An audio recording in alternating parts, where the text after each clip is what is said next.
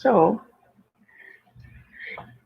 this is Cheryl, and I'm doing a series of these little how to make things web podcasts, just for fun and to see exactly how to do it. So today we're going to make um, a key fob, which is a big key fob that you put on your wrist, and I'll be making them. This happens to be out of a red and white striped um, cotton fabric for Christmas. But what I'll be using is this sort of Indian motif fabric, which you'll be able to make the key fob and use it as a stocking stuffer for your favorite Indian fabric uh, motif fan. Um, so for starters, um, you'll need um, to cut oh, 1 3/4 by, let's see, um,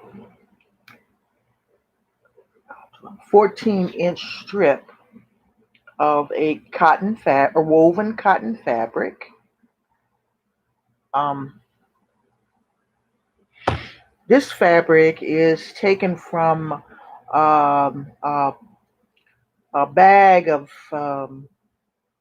samples for a bag of remnants from a friend of mine who makes pillows.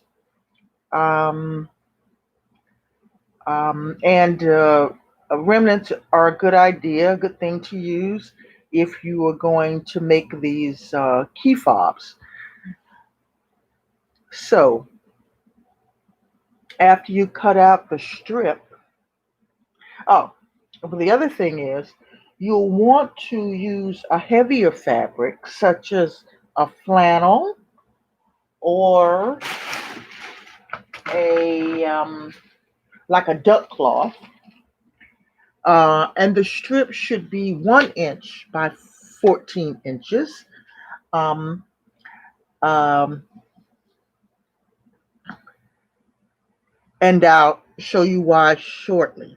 So let's take a little pause. Um, what you'll hear during the pause is some um, cool music in the background by Michael Jackson. Um, uh,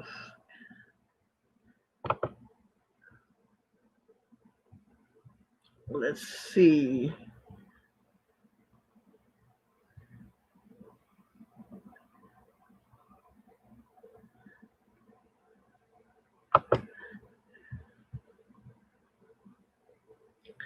This will be The Way You Make Me Feel. Um,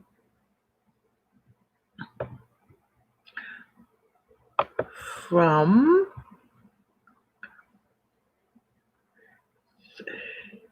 Feel like you're being watched? Hackers can see what you send over Wi-Fi or steal what's on your devices.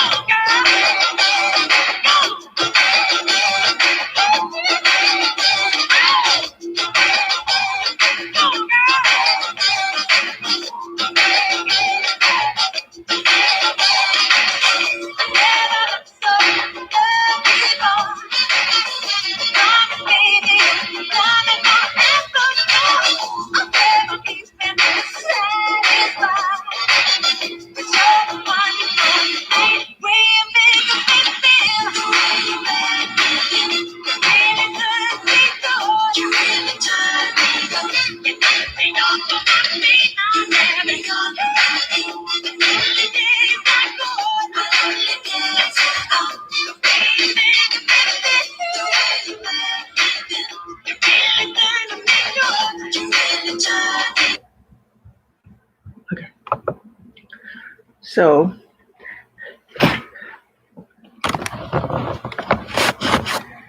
so um, if you use a duck cloth, you are not you don't have to worry about any extra thickness.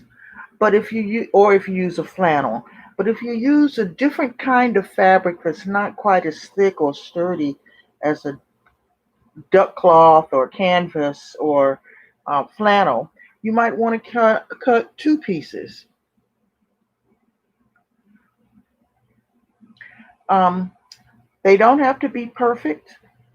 They just need to be about an inch wide and 14 inches. We'll go back to another Jackson Michael. Oh, now, having said that, in order to do this project more easily, it will be helpful if you iron down um,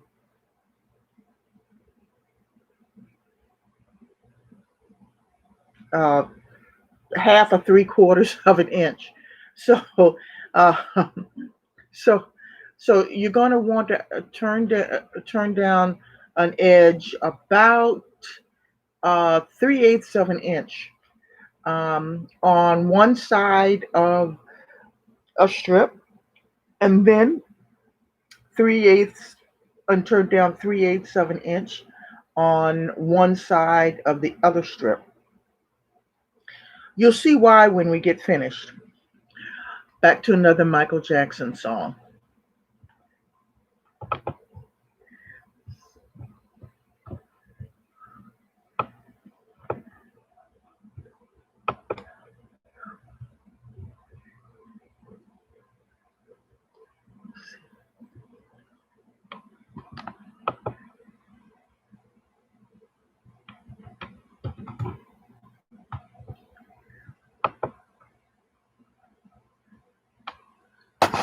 Well, I left school at 16. I would like a job, but the world has changed.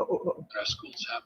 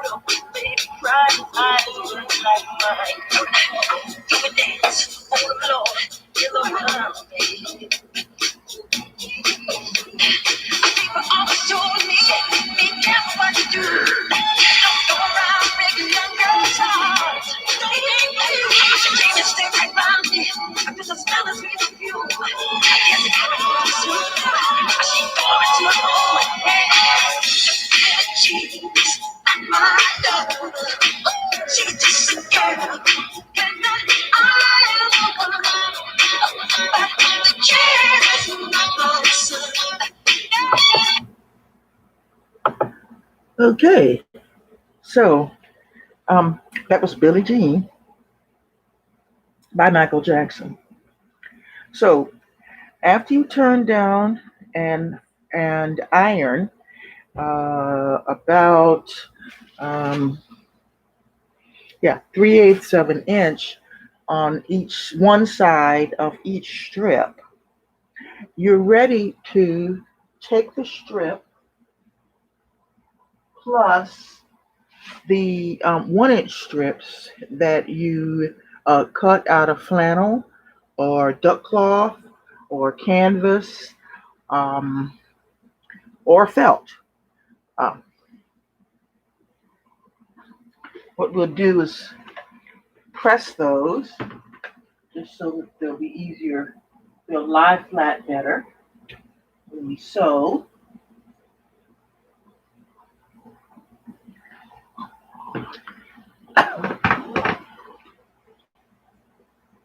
And what we're going to do is we're going to take these two strips and we're going to hold them together. And then we're going to, oh, wait, just so you can have an idea of what we're going to do, we're going to um, open up the folded down flap and place the felt or the flannel or the duck cloth inside that little flap, and then what we're going to do is to stitch the two. So you'll see how this lies flat. This will be the inside of the key fob. So having done that, what we're going to do is we're going to take those two pieces of fabric that we folded the edges in. We're going to put them face to face, right side to right side, and then we're going to stitch, keeping the folded edges aligned on top of each other. We're going to stitch, let's see, a 1/4 of an inch seam allowance. A 1/4 of an inch seam allowance.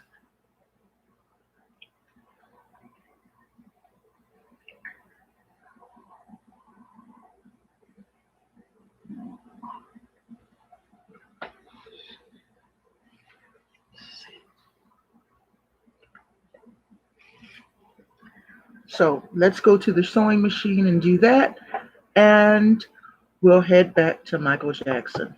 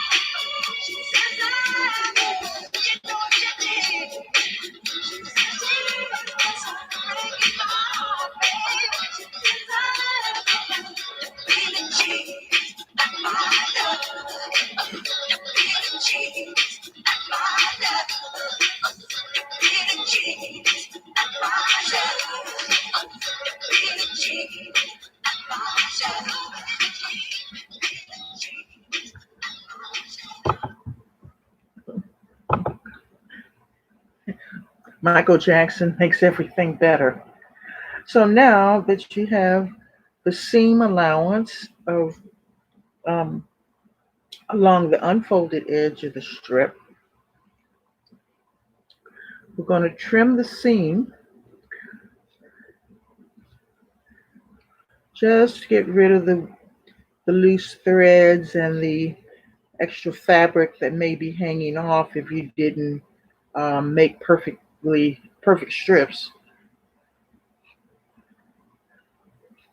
If you don't cut properly or don't measure properly, there's going to be a little extra fabric sticking out there.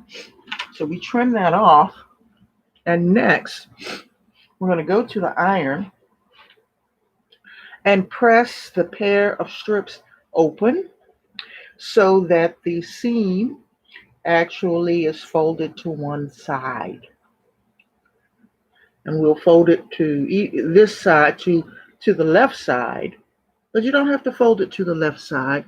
You can also fold it to the right side, and you'll see it'll make finishing the key fob a little easier.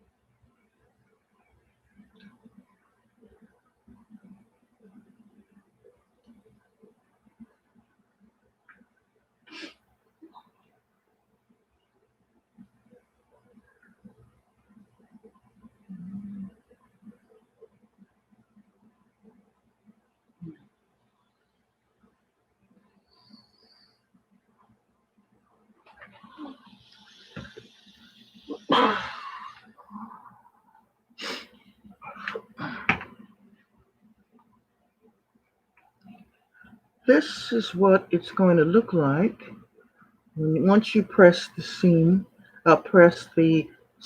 to the edge to the left there. And now what we're going to do is we're going to fold the uh, pieces of fabric along the edges of where we stitched. And what you're going to come up with is something that folds a little easy, so that the folded edges, come nicely together. And we're going to press this so that in our next step, we won't have to hold the fabric closed. It will just fold that way once we press it.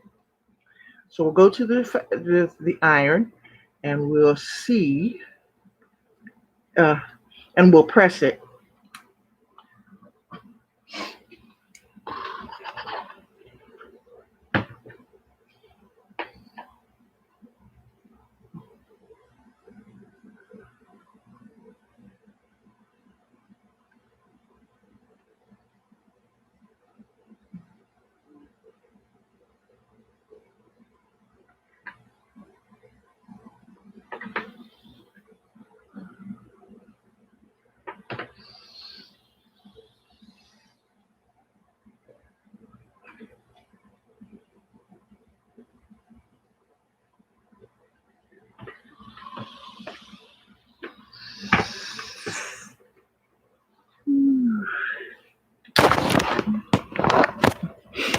Okay. Now that we've pressed the fob strips, the two fabrics together, you'll see that it opens and it just folds closed. And that's good. Um, let's see. Actually, You have to press this a little bit better to make the edges align properly. Um, and I'll do that now to show you.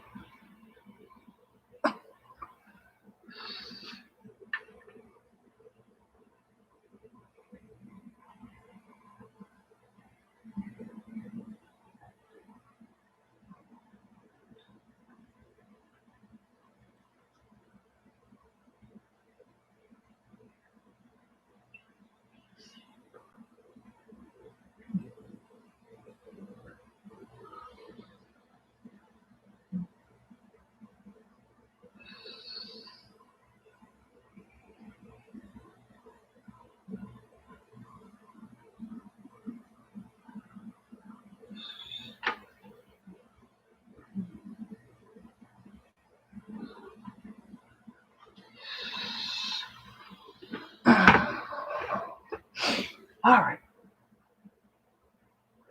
there. Now, what we're going to do is we're going to take our two strips and we're going to line them up inside of the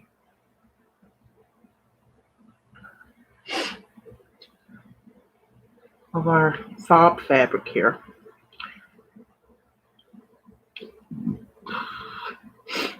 And let's see, if you turn the fob fabric so that the stitching is to the left, and slip the the fob the stiffening material inside that little flap, and let's see, and pin it, which, see, you may or may not have to do, but let's just see. It's easier if you can pin it, because it makes stitching it a little easier to handle.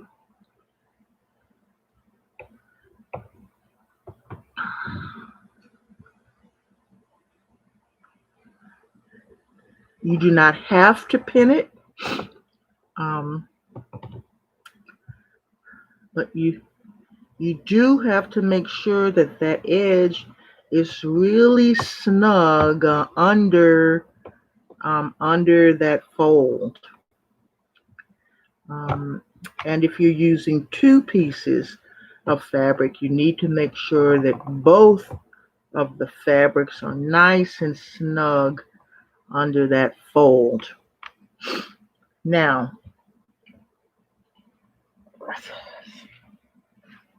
one moment.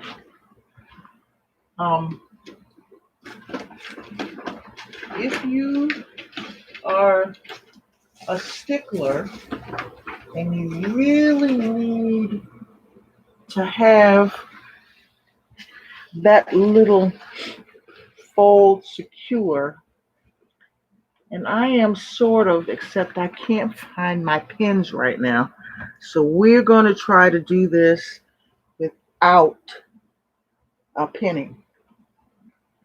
But if you need to pin, go ahead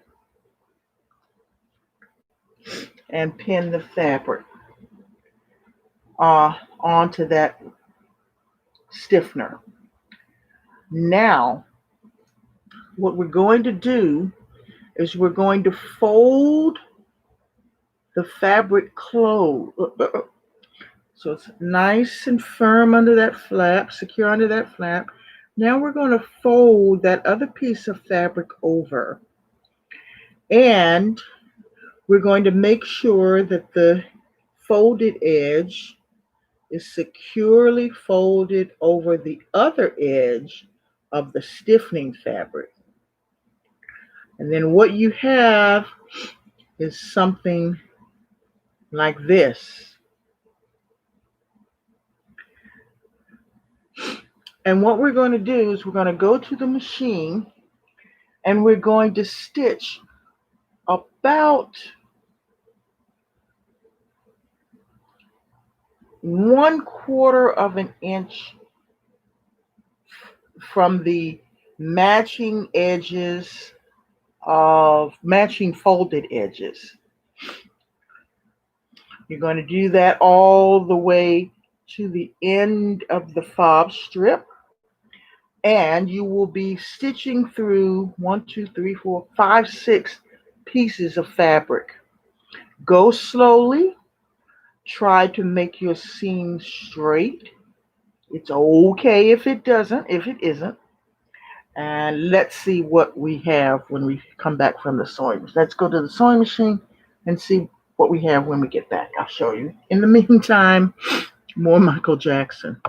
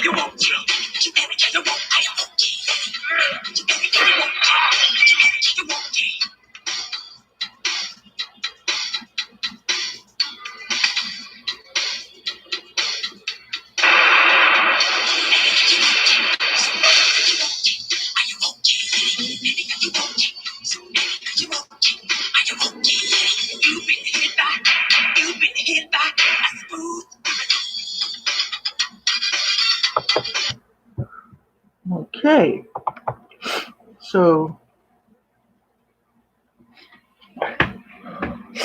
after stitching, you come up with something like this. It doesn't have to be terribly straight. It's nice if it is. This is what the other side looks like. So for starters, if it's not okay, you're all right.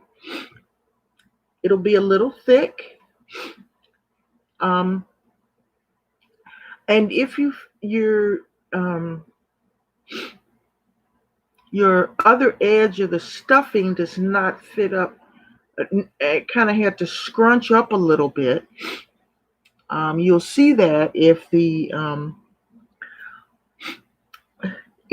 pattern is a little disrupted on the edge, what we're going to do is we're going to press it, and we'll do some more stitching to give it a quick.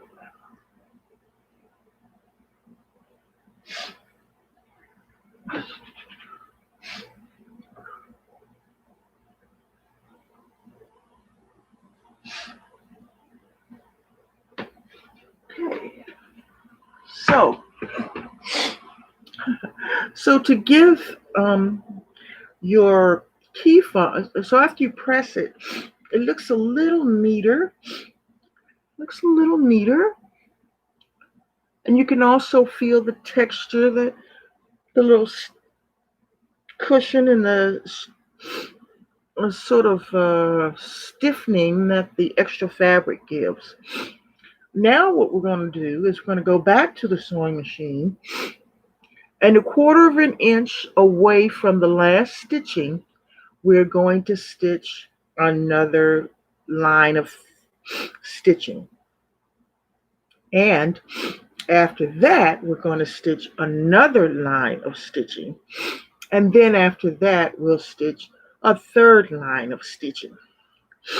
This is to give a sort of extra stiffening and also a quilted pattern look, so that when you complete the fob, you have something a little special. So let's go to the sewing machine and make those. I'll make the first row and come back um, after some more Michael Jackson.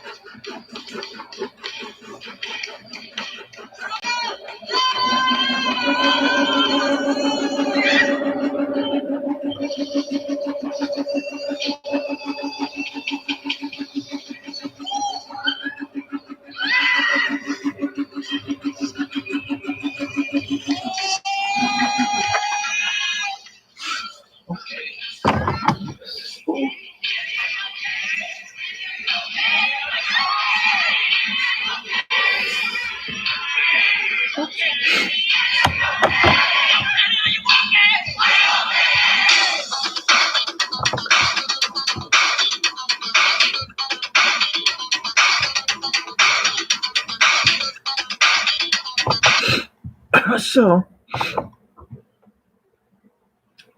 so, so I forgot if I said we're going to come back after the first row or the second row of stitches. I've done 2 rows of stitches. You can see it, this second row, and then the third row closest to the folded edge. And now we're going to make one more row of stitches.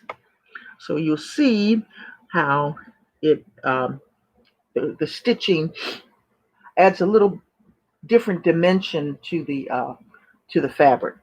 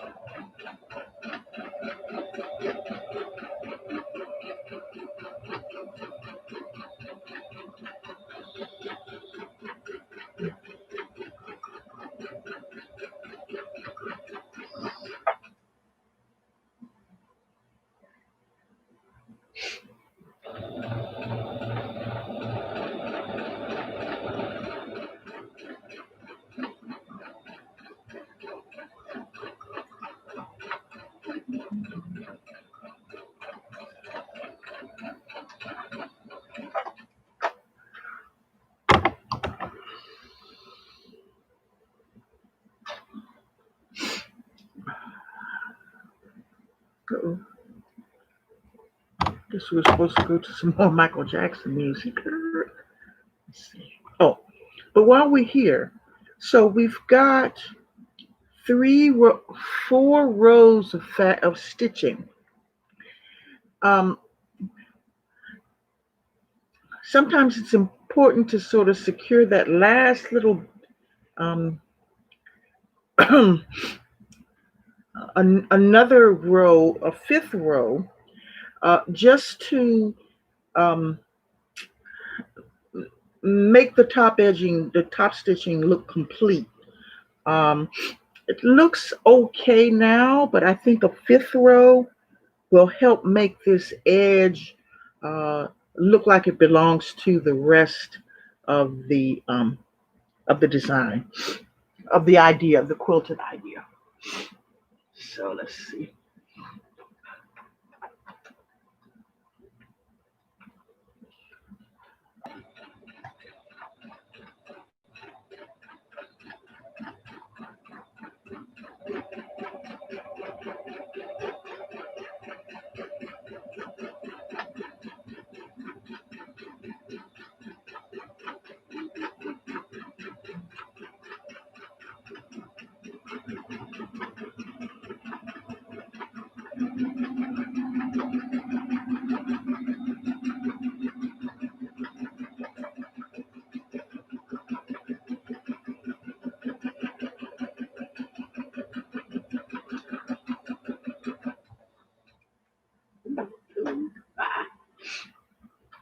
Well, so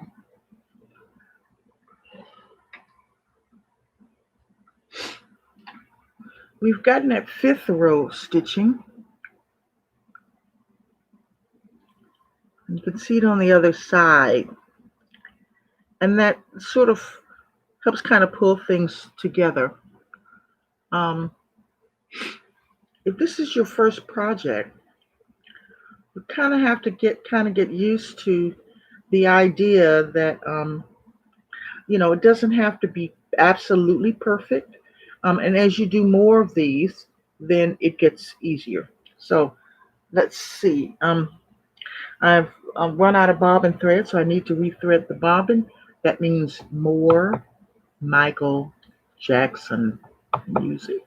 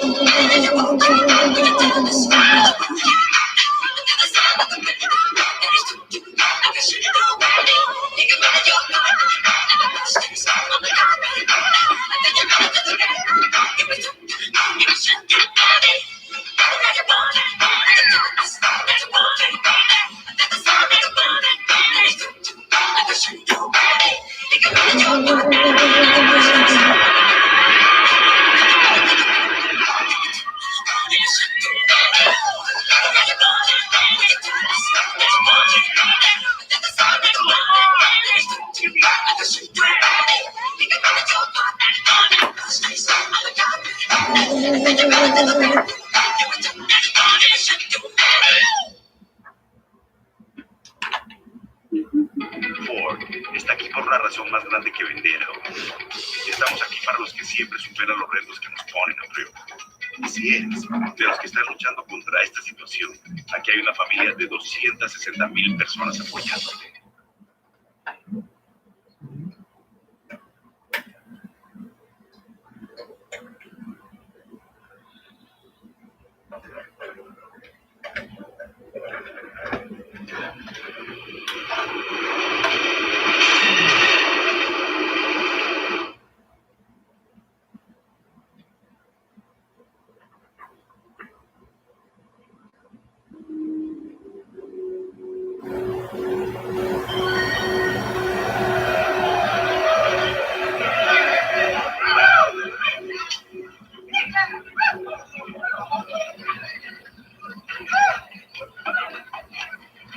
Daryl!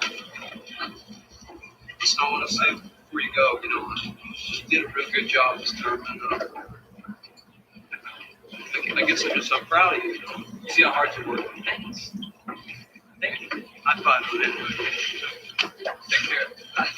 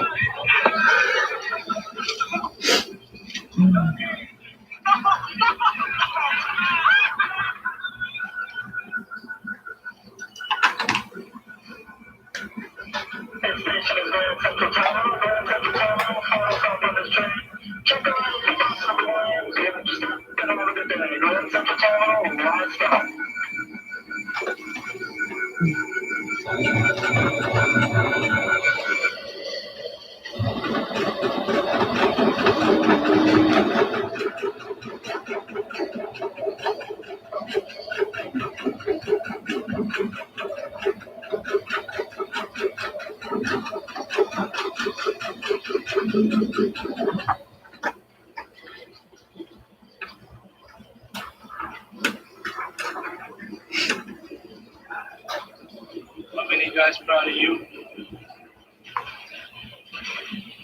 3. Shoot. 4 guys proud of me.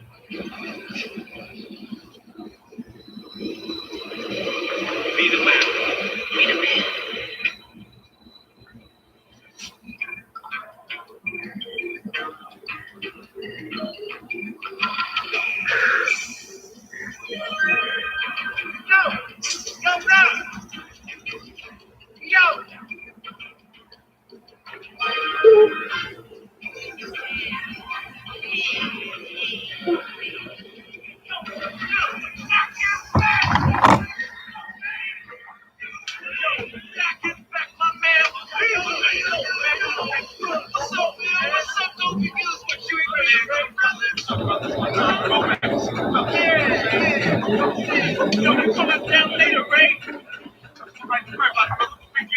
No school tomorrow?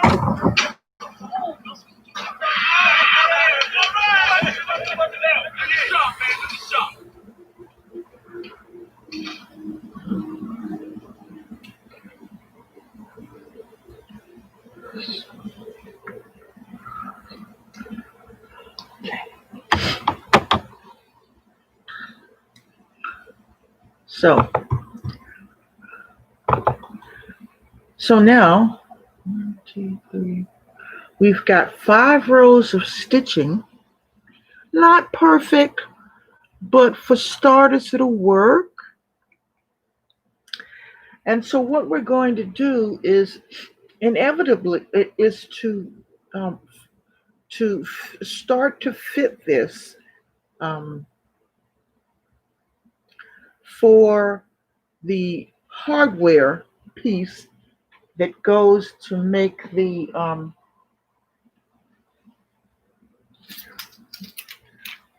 key holder. This piece right here. And the way we do that is, ideally, the edges should be an inch wide. Inevitably, somewhere along the length is going to be larger than an inch. So we've made this long enough so that we can find an area that's close to an inch, maybe a little less than an inch, maybe a little more. And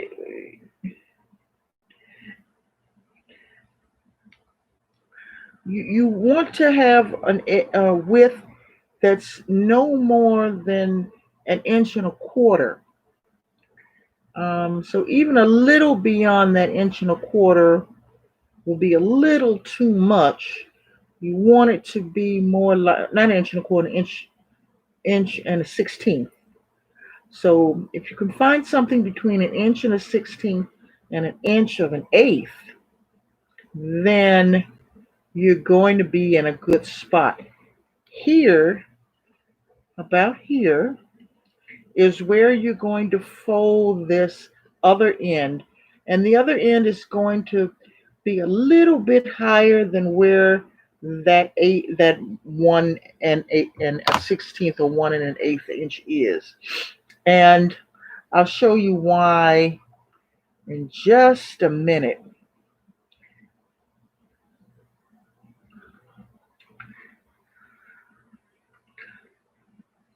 Now, an alternative to folding it like that is to cut the edge in straight across so that um, the scissors cross the stitching at a 90-degree angle, so you get a nice clean cut like this.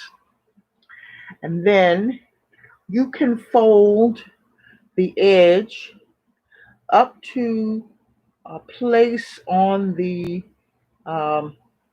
rest of the strip that will come kind of close to the width of the little strip that you have. Um,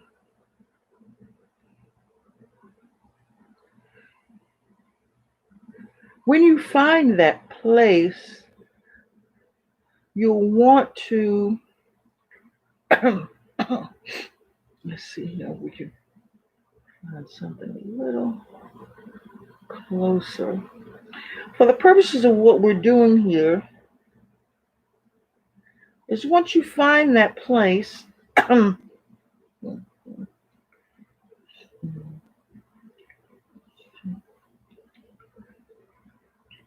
you can fold it up to that place and then using your scissors cut across perpendicular to the stitches.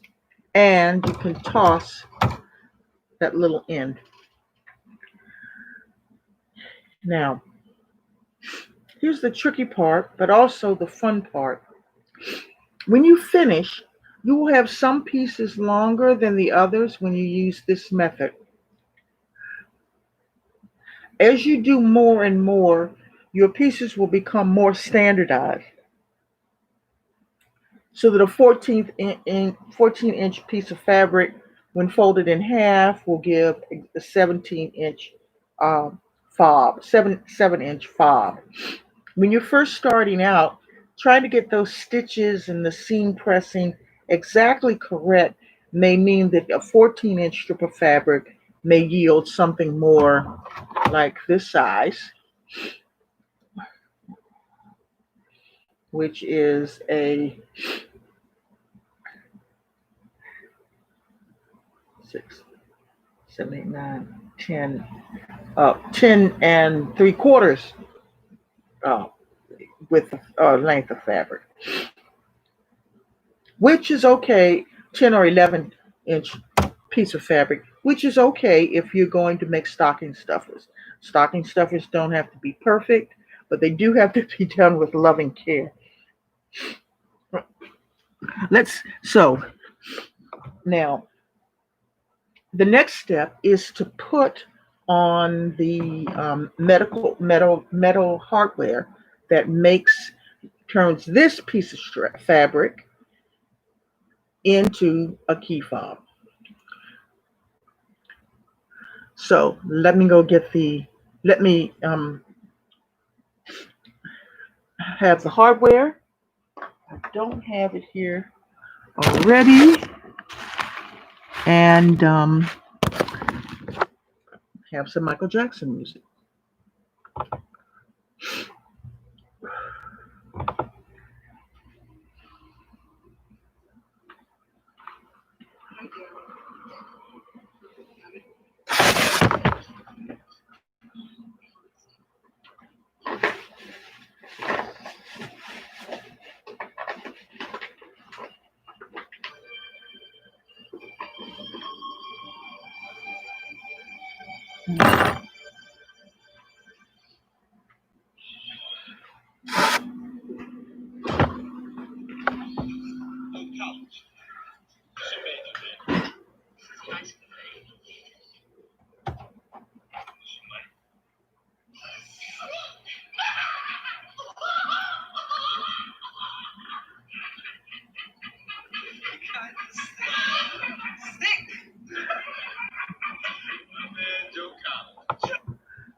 So we've got the piece of hardware. It looks like a key ring with a like a cowbell shaped piece of metal that is open and the inside has two little spikes. This one happens to be silver colored. There are also some that are gold or bronze. You may find these at eBay. I'll put a link in the box below, in the box below, um, and or in the comments, so you can actually have a source to go to get these. So what we're going to do is we're going to line up the edges, line up the two edges, and we're going to cover the edges with the key fob, piece of key fob hardware. And I find it easier to turn the key fob hardware so that the um, the pointy parts will face down on the fabric, on the top of the fabric. Um, it's just easier to kind of place into that jaw there, and then um, you're going to have, you may have some edge of the fabric stick out. Now, ideally, it should be, since the key fob section is an inch wide, the key fob itself, hardware is an inch wide, then it should fit up under there. Sometimes it doesn't. So just position it so that there are an equal amounts of fabric sticking out on each edge, which shouldn't be more than about a 16th of an inch. And you squeeze the edge, the metal jaws closed. Now, squeezing the metal jaws closed are not always the easiest thing to do.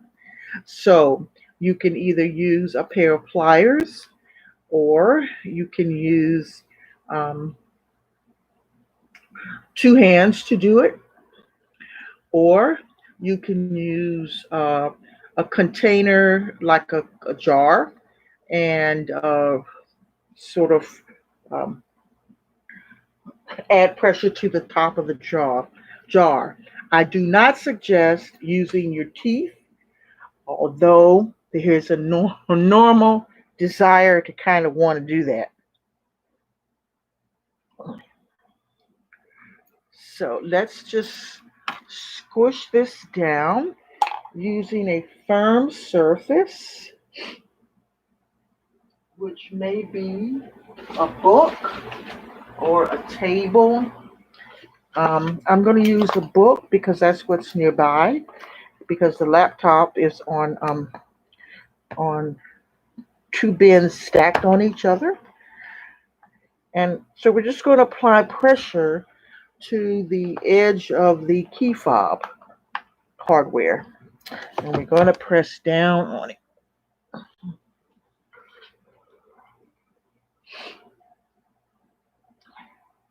Now, after you get finished, you will end up with a key fob.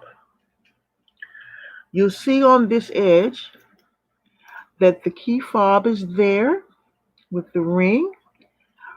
You'll see that it's somewhat approximate.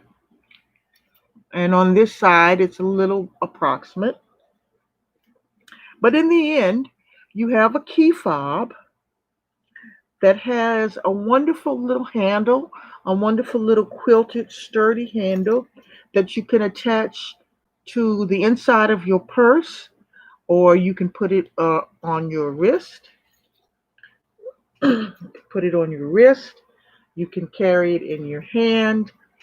You can attach it to the snap part of your purse if your purse has a snap on the inside or the outside. You can also attach it to a door handle or use it to hang on hooks in your home if you have a place to put keys. So this makes a little decorative stocking stuffer for people who um, like accessories. Let me add here that because Christmas is here, you can take advantage of your creative juices. Even though this fabric has turquoise and orange and white and purple and even lime in the pattern of the fabric, I used red thread, which gives it a sort of more exotic feel. Um, and it's fun. It's not your traditional Christmas colors. It has a sort of East Indian um, uh, islandy feel to it, um, and it gives an outlet for your remnants and your desire not to have to change the last bobbin. So there. Um, After you make a few of these until the seams get straighter, and um, the pressing seems a little easier, and the 1 inch width stays consistent throughout the band, um, and you're ready to put um, those those test fobs um, to work as keys as stocking stuffers, and your friends will enjoy them. That's it for now. Enjoy the rest of Michael Jackson.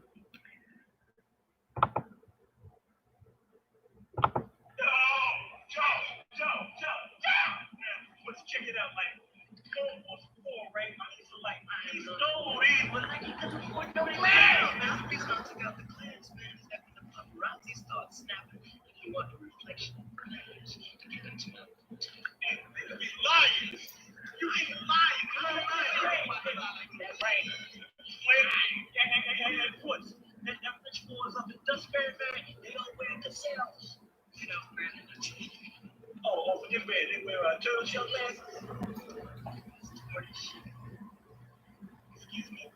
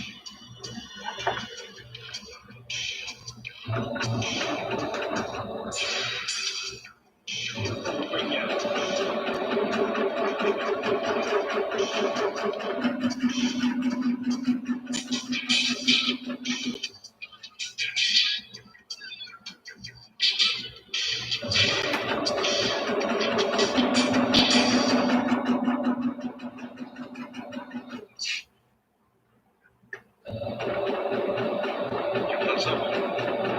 We got victims up there.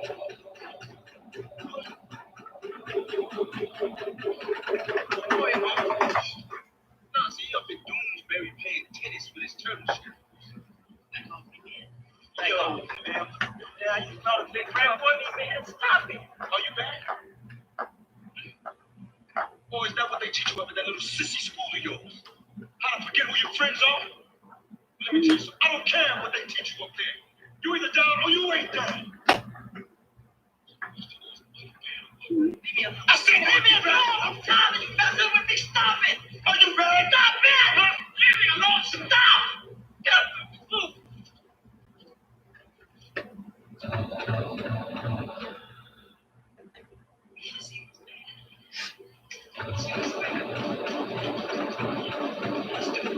Let's see this, baby. Come on. Come on. Let's go. Come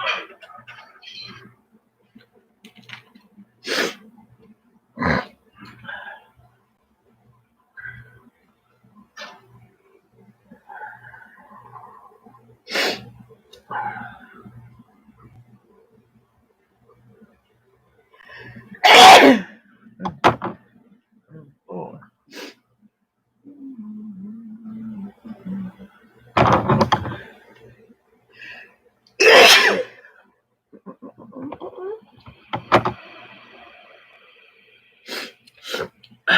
Lord, don't let I've heard of you on this holiday. I know it's what you What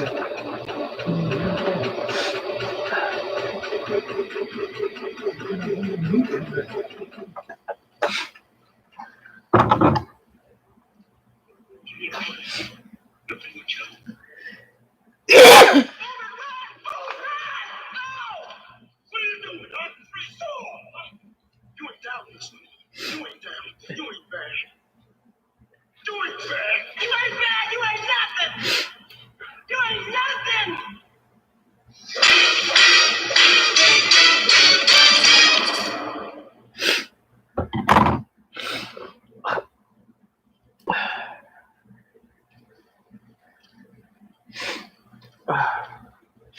should be writing. Let's see.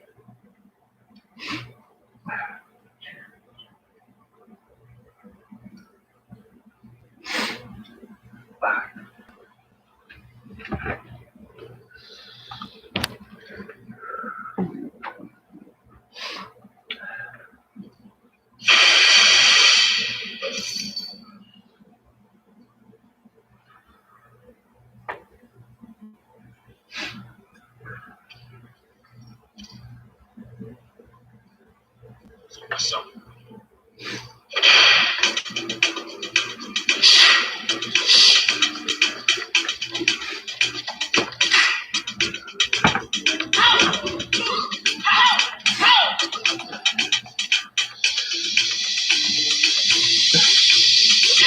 Your word is mine. Stay right. Just show your face. Roast it. I'm telling you. Wanna go out with you. Wanna get your mind. Don't you forget.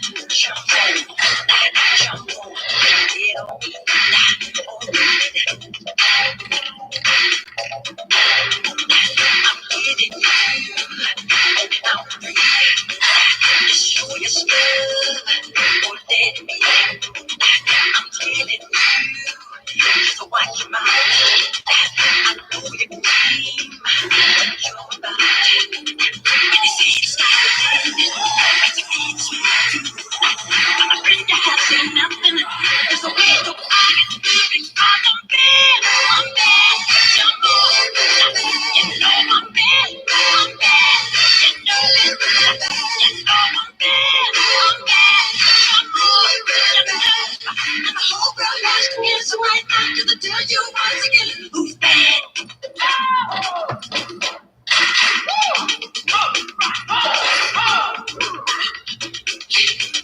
The word is sound. Do it wrong. Don't like your word. But you lying eyes. Ain't right. So listen up. Make mind. Your talk is cheap. You're not the man. Throwing stones at your hands. When his hands get thin, it's a big stand. I'm pretty chance nothing. Just the way you lie it. Because I'm bad. I'm bad. You know I'm bad. I'm bad. You know it. You know I'm bad. I'm bad. You know it. I'm bad. I'm bad. You know it.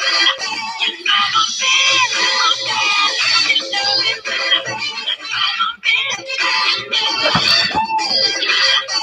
know I'm bad. You know it.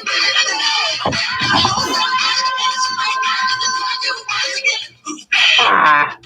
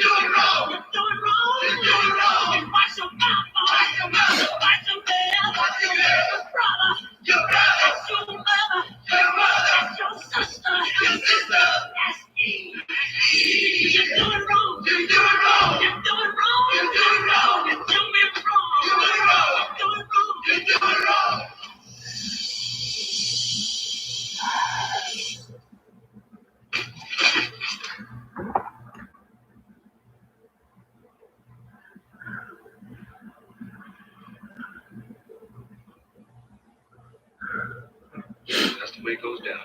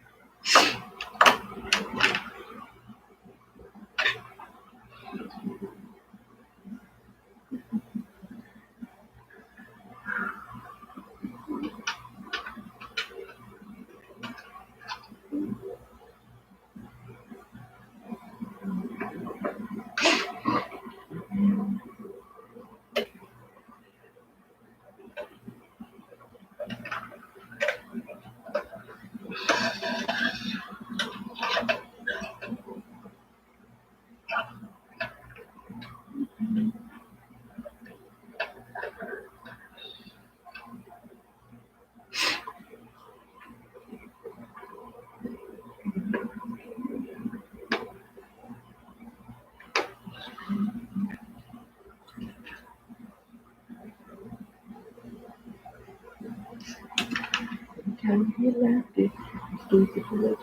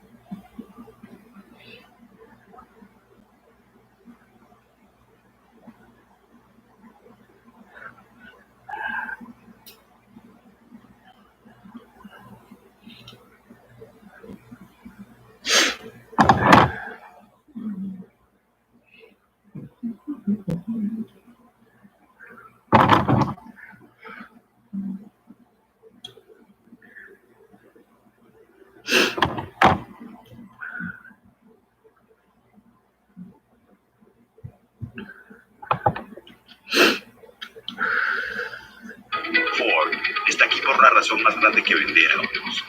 Estamos aquí para los que siempre superan los retos que nos ponen a prueba. Y si eres de los que están luchando contra esta situación, aquí hay una familia de 260,000 personas apoyando.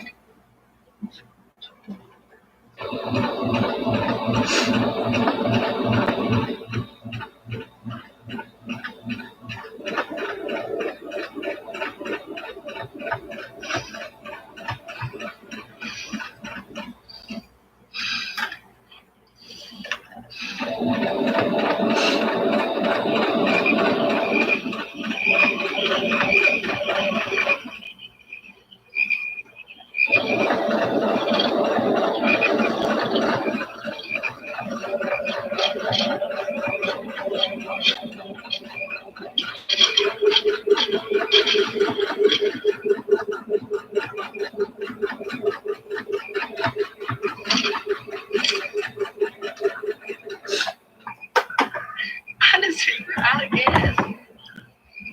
So, can you tell me?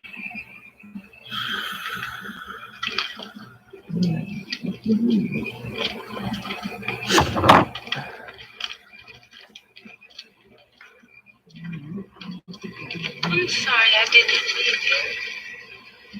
Can I ask you something? What? I like you, don't you? I hope you like me. I like you. It's one of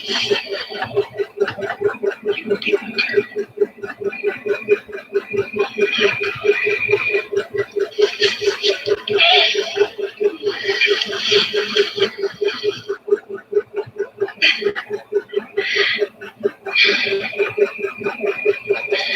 It's beautiful. It's official. I have something I want to tell you. Yes, Michael. Not like other guys. Of course not. That's why I love you. I mean, I'm different.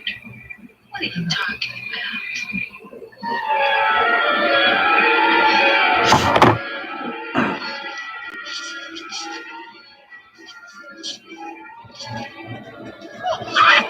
Are you alright?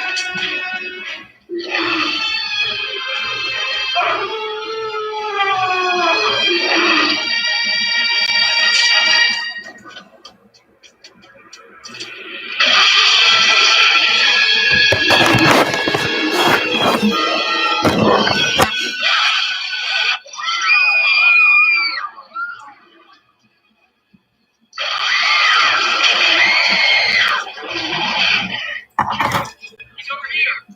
God, look at that. Look out! Can we get out of here? No, I'm enjoying it. Well, I can't watch. What? What's it say?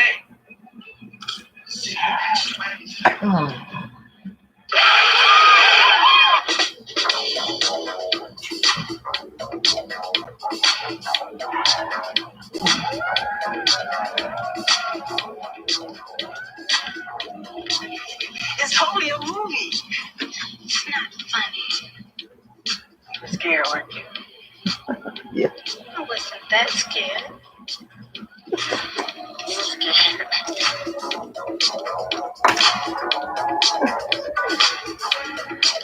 It's close to midnight, and something deep is lurking in the dark. Under the moonlight, it's a sight that almost stops your heart. You try to scream, but terror takes the sound before you make it. And you start to breathe, and someone looks you right between the eyes. You're paralyzed. You hit the doors, and realize there's nowhere left to run. And you feel the cold, and wonder if you ever see the sun. And you close your eyes, and hope that this is just imagination. Girl, but all the while, you're a creature creeping up behind. You're out of sight. You got to get you. Demons closing up on every side. They will possess you unless you change that number holy dial. And now is the time for you and I to cuddle close together all through the night. I'll sing it from the terror screen. I'll make you see.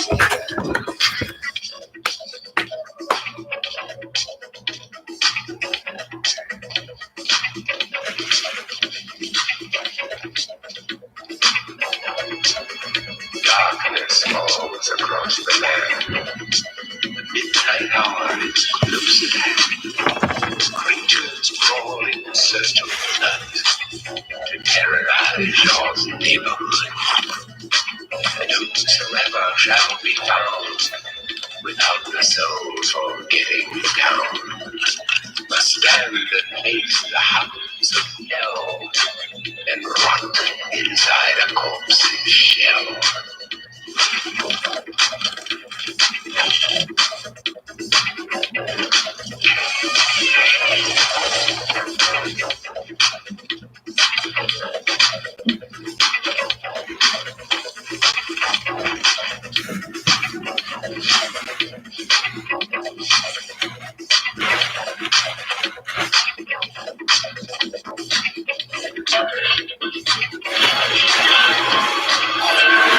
The foulest stenches in the air, the funk of 40,000 years, and grisly wolves of every mood are closing in to seal your doom. And though you fight to stay alive, your body starts to shiver.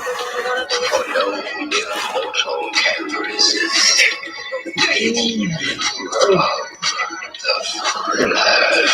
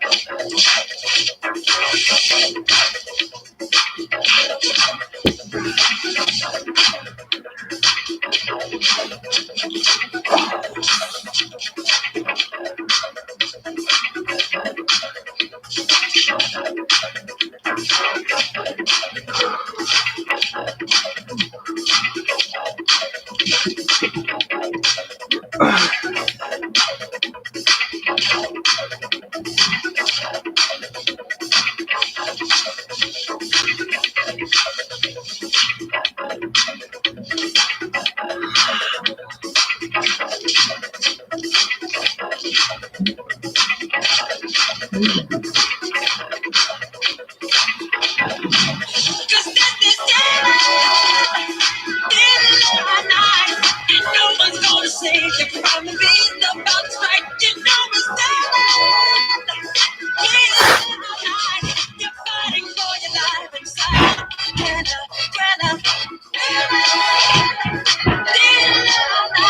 Cause I can do you more than any gold will ever try. So let me hold you tight and share up together. Cause this is dead. Girl, I can be you more than any gold will ever try. So let me hold you tight and share up together.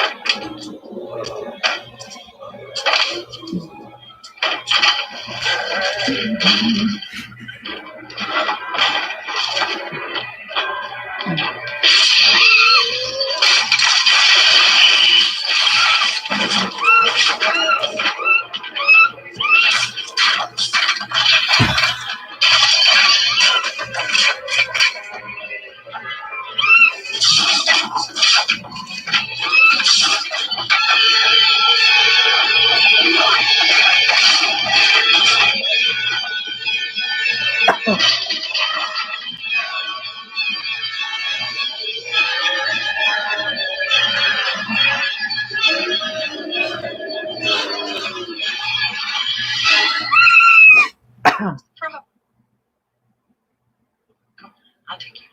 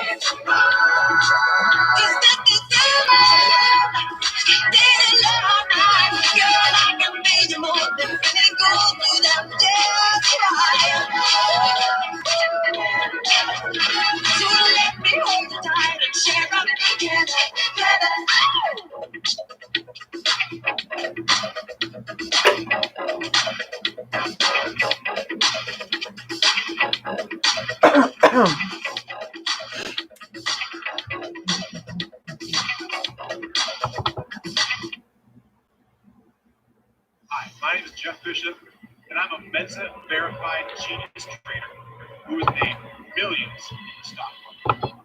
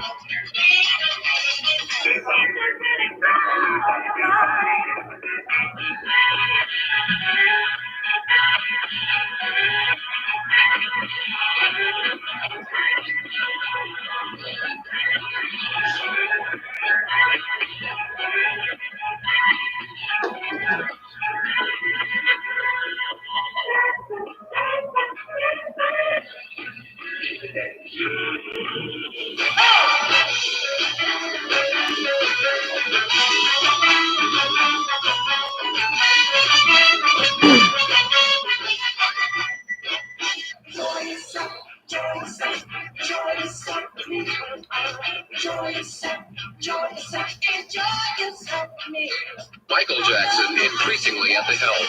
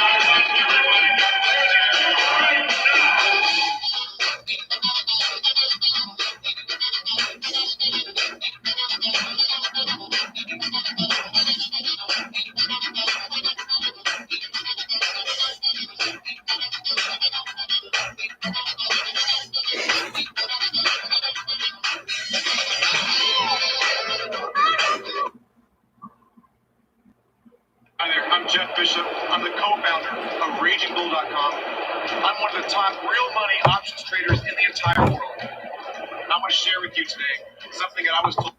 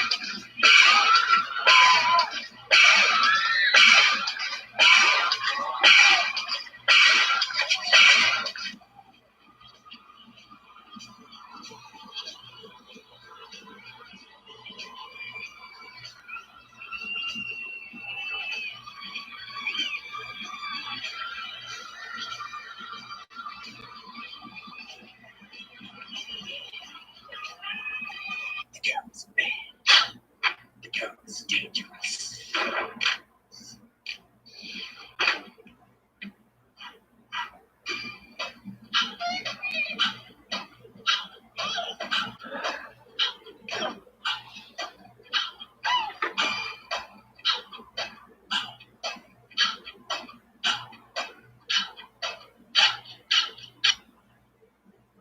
After you have a heart attack, you're always worried that you're going to have another one.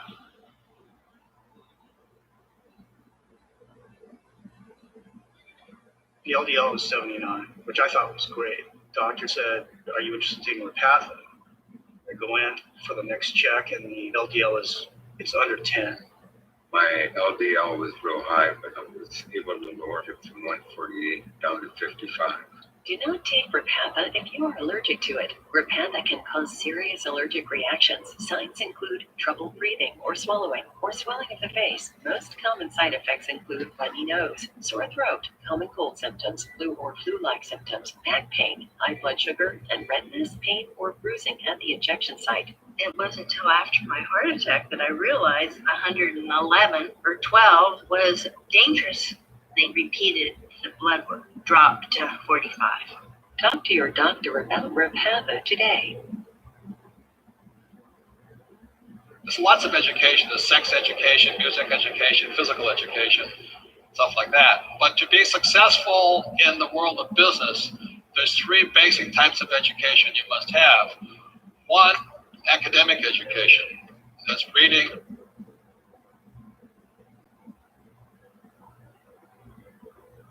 writing, arithmetic. I didn't do very well here. It's very important. I'm not saying it's not important, it's extremely important. So academic is very important. Second is professional, whether you become a doctor, a lawyer, secretary. In my case, I had two professions. My first profession was a sailor. I was a third mate on board oil tankers.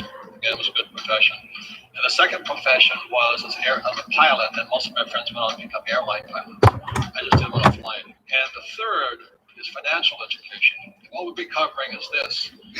As a young boy, I realized that I could beat my friends over here if I understood this. In other words, I can make a lot more money here than these guys here. The beauty of the world today is that, like when I went to work for Standard Oil in California, I got paid by the month. And if I was a pilot flying for the airlines, I got paid by the month. And when I worked on straight commission with Xerox, I got, basically commissions. But I realized from my rich dad talking to me that if I understood financially, I could make money 24/7 without working. That was the difference.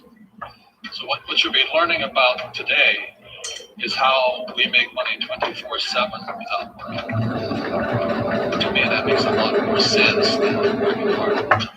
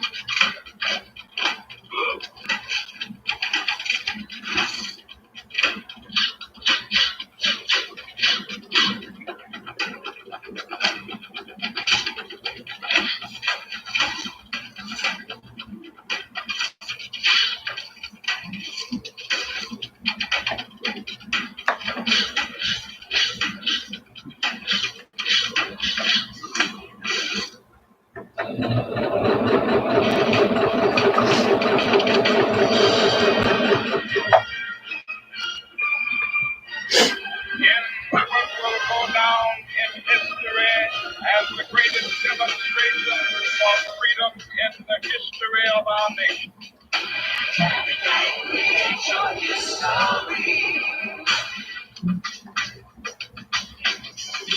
things in life they just don't want to see. I don't believe it. It's what they don't know. All I want to say is that they don't really care about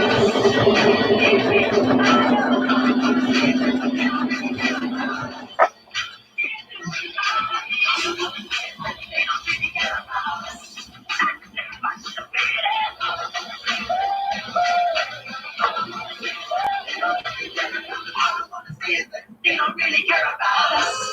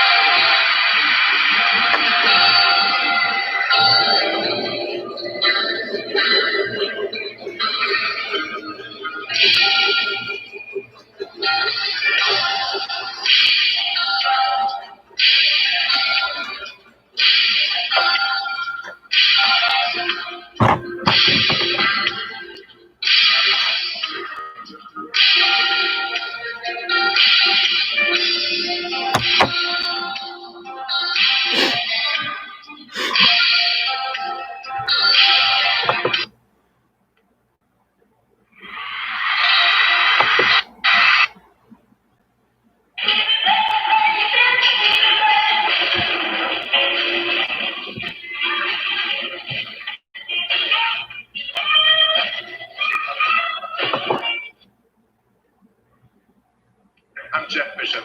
I'm the co-founder of RagingBull.com. I'm one of the world's top real money stock option traders. Today I want to share with you something that I was told many years ago.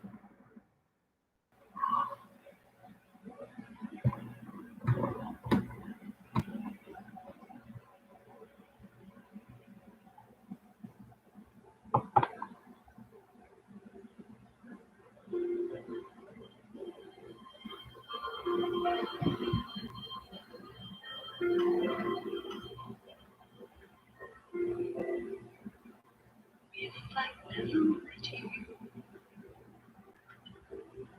if I never saw your face,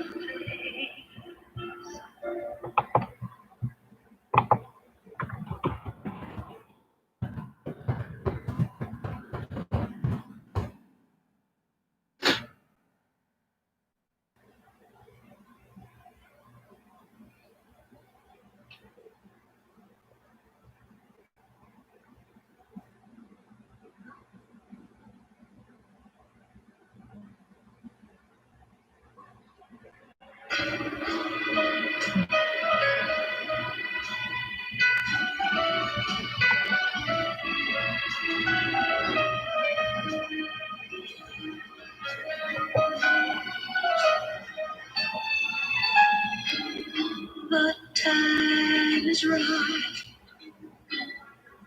You hold me tight, and love's got me high.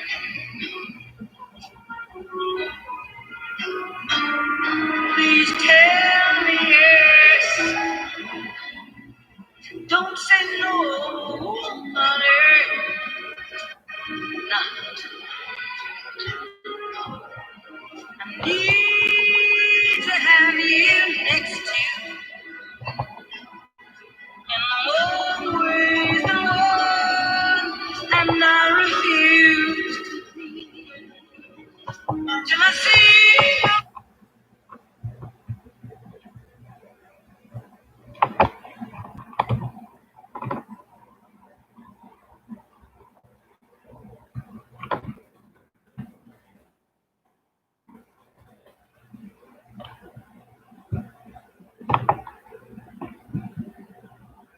Prudential can help with financial professionals, automated investments, and online tools.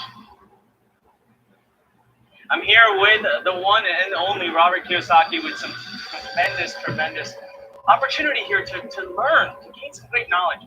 Robert, first of all, thank you for doing this. I get a chance to talk to you. I know I walk away smarter, wiser, and richer.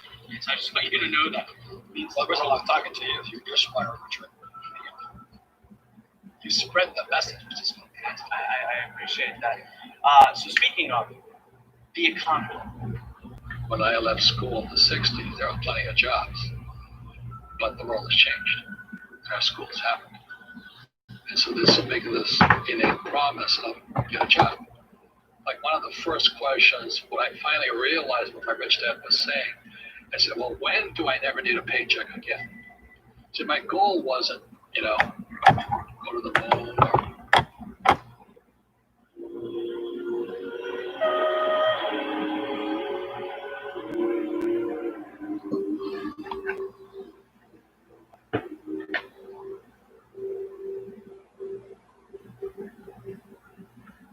I wish I'd met you when we were 17. Think of how we wasted all those years in between.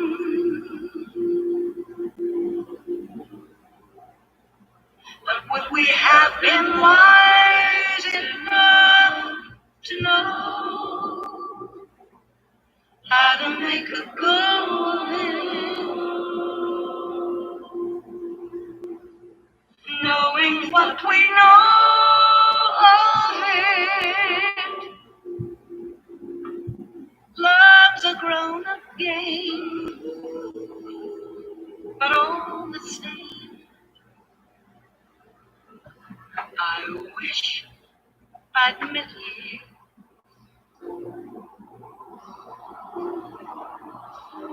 when we were very young. Before the wine was tasted,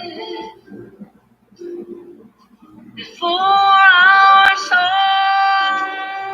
were sung.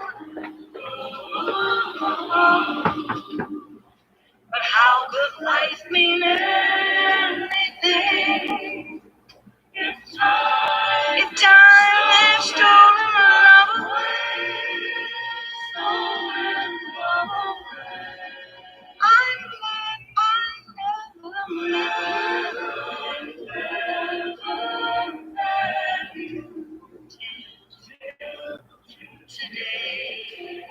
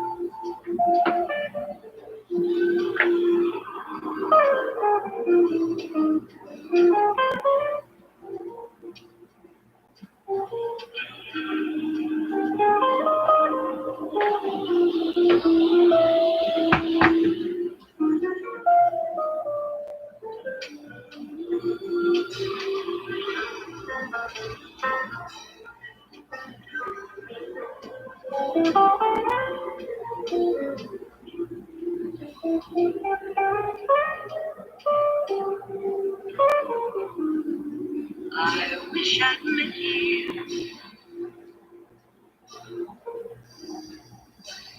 when we were very young. Before the wine was tasted, before our songs were sung. But how could life mean anything if time has stolen love away? I'm glad I never met you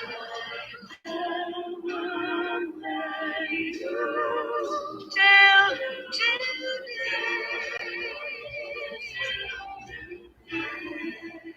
I'm glad I never met you till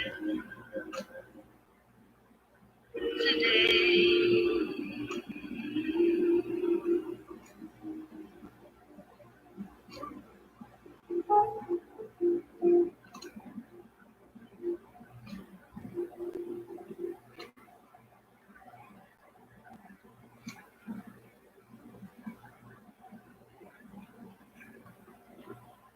Hey, big news! You're about to discover how I sold 131,404 units of a product on Amazon that cost me just $1 to buy, and I sold for $20. And I reveal everything that I've learned in everything that I do in my new book, Amazon Jetstream Income. My name's Sophie Howard, and I'm a super Amazon seller. So if you'd love to get more time, more lifestyle, I'm on holiday at the moment here in Hoi An, in Vietnam, because my business has completely freed me up. Then this is what's possible when you've got your own spare time business that generates real income. So you can stop trading your time for money, give up the day job, and instead sell products online. So all of this is in my brand new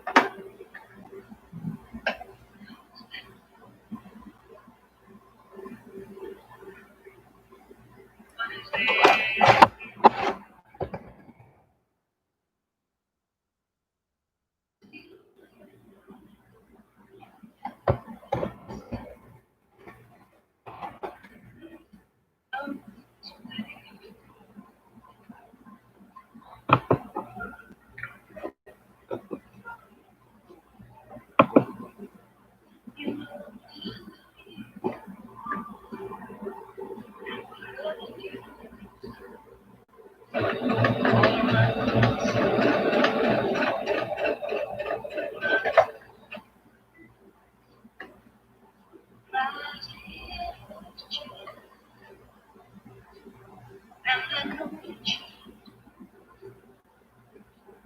or wrong,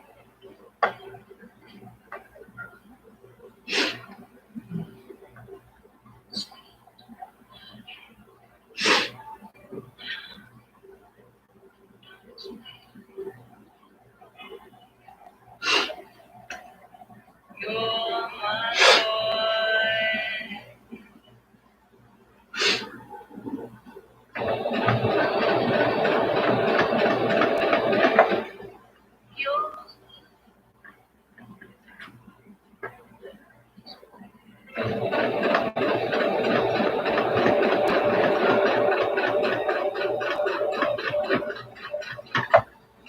You know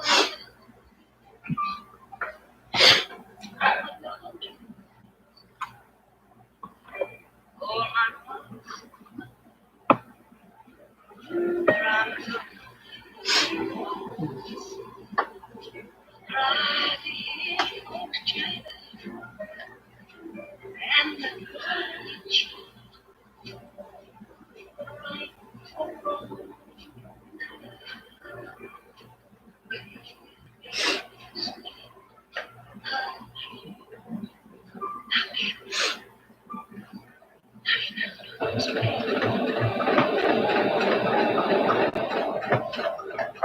you're my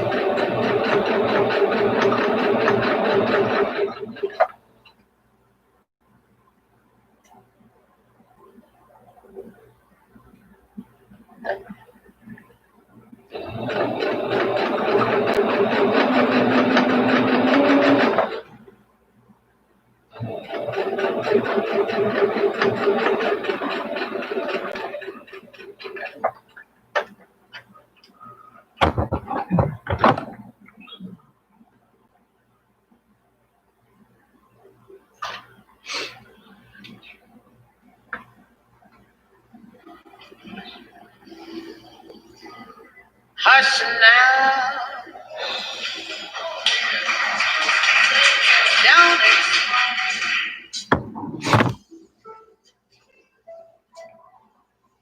just say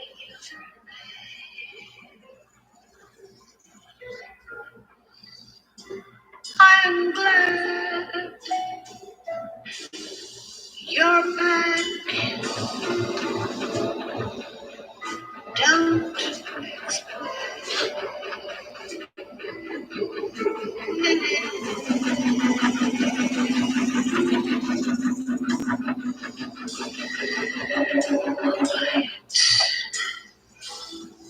don't explain.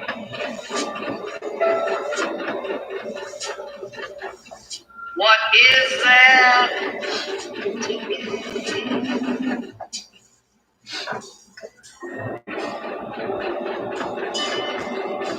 skip that lipstick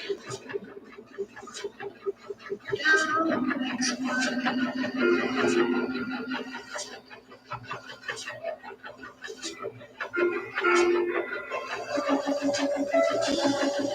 You know that I love you, and what love it does. All my dreams are of you, for I'm so completely yours. Crying to hear folks chatter And I know you cheat. You're with me, sweet.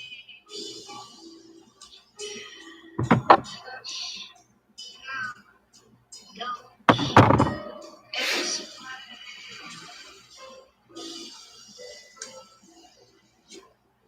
You're my joy and pain. My life is your love. Don't explain.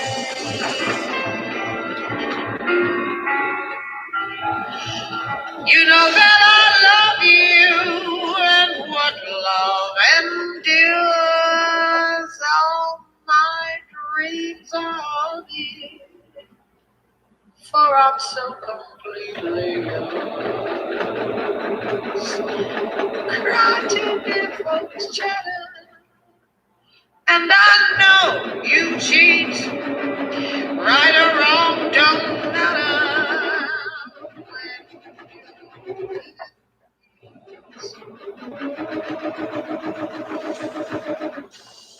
Hush, hush.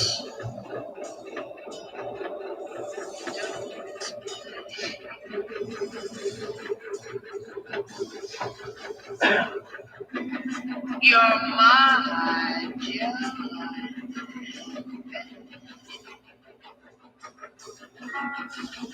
My life's yours alive.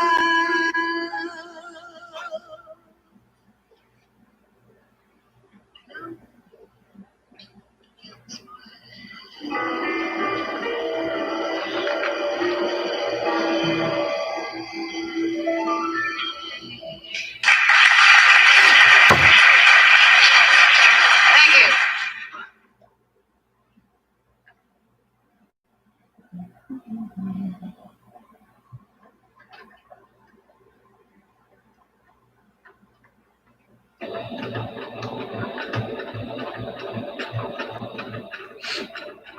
She'd actually never heard of wink before, and so I kind of educated her on the joys and beauty of having wine delivered straight to your door.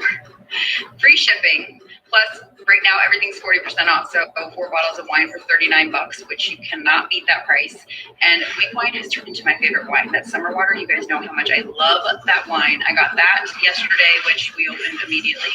Me and Dana and Brittany killed that bottle of wine last night. And then the lemon squeezy that I shared last time was also in there. I still cannot believe we have this set up, but this is my wink wine fridge.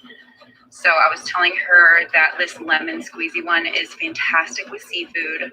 So we're definitely going to be drinking this one on Saturday. This is a new one. I've never actually tried this one before, but Wink gave the suggestion because I love Summer Water so much, and so I'm very excited to open this one up on Saturday as well. And then this one down here is another white. The bottles on these are just so beautiful. Having them set out as decoration is awesome. I'll keep you guys posted on what I think on that rose wine. Trusting Wink on this one that I'll like it, but Summer Water is pretty hard to beat. So if you guys want to try out Wink, it's 40% off right now, which is 4 bottles of wine for $39 plus free shipping. I'll put the link here.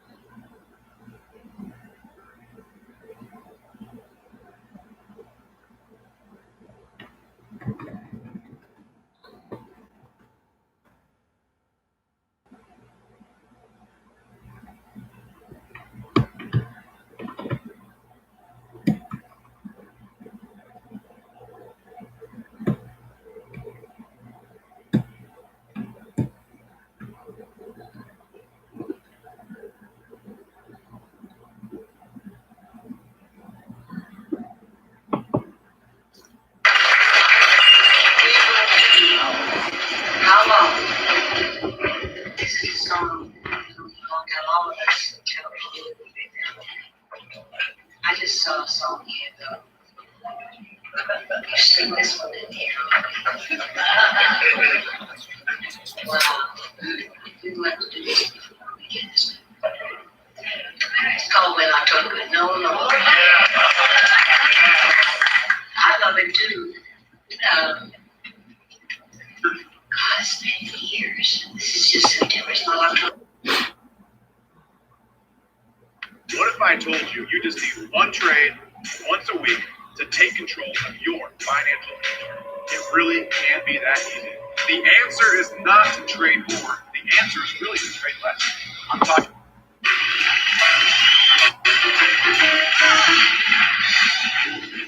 It has been entirely too long since I've been here. I want you to just listen really closely with me for a minute. My bassist is superb. And I basically am extremely fond of him, all those things. He's a little unkind, however, from time to time. I just want to.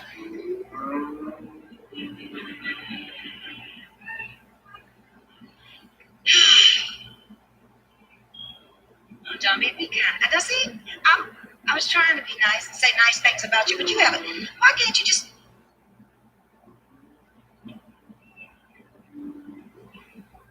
Okay. I want to talk to you for a minute. After the lights go down low, John B., you know, there'll be no reason to tease on the side. John, we can cuddle up and dance without any fear. I've got some sweet talk that you ought to hear. And I've been needing you so. After the lights go down low, low, low, low, low. Because you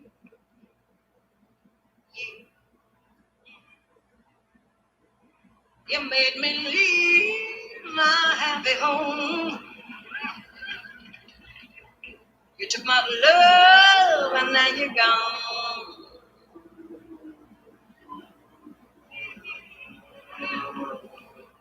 September.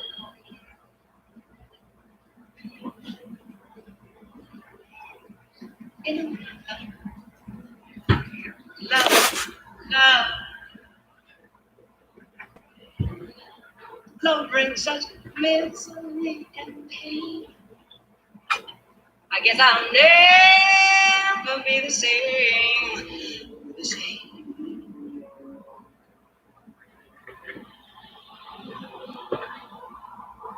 Sex I'll never be.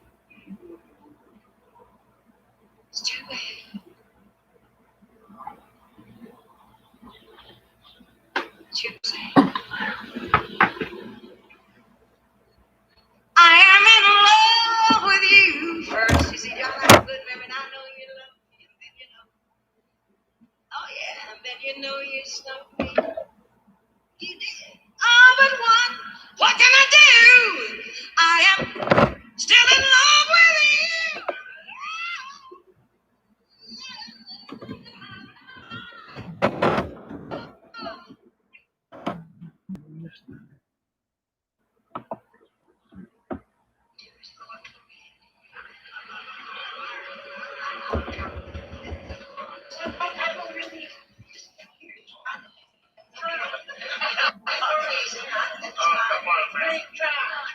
Want to get in the world?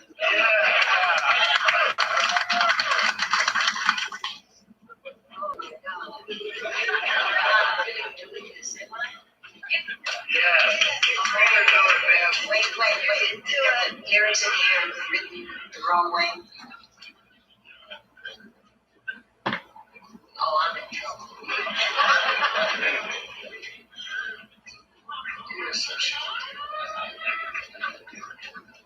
There's a reason they're here.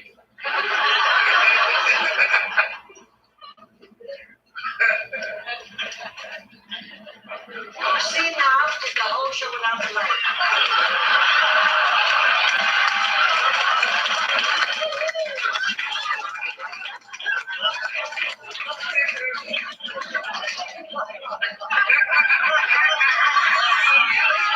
No, it's okay. If we worked last week, even if we worked last month, I would have probably not been as tolerant as I'm going to be. I appreciate, listen, you see, the videos are reason for these three young with them because they're part of me. Yeah. Makes it so. Now listen, this one we have not done in 4 years or so. At least. The last time we did this one was the orchestra. That's more than a year. I don't want to think about it because then I have a problem. So let's not think, let's just.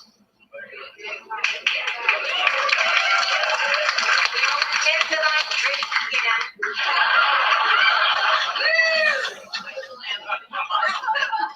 I wish I was sitting there with you, listening and watching, maybe. Let's give this a try. God, it's been years.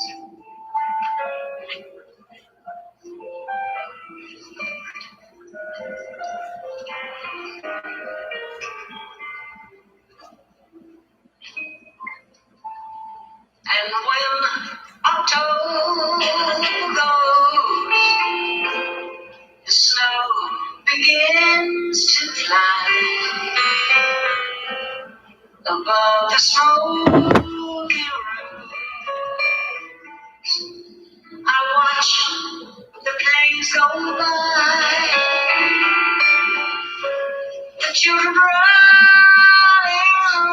beneath our twilight sky.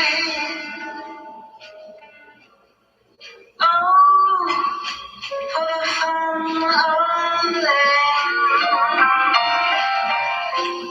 I was one of them. And when I told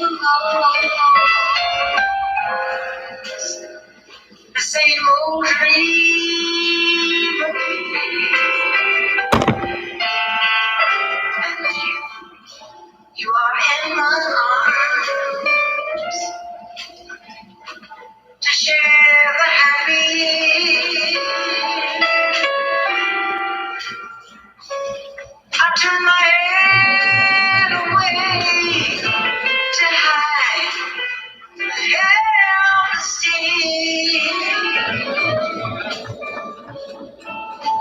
oh, how I hate to see October go.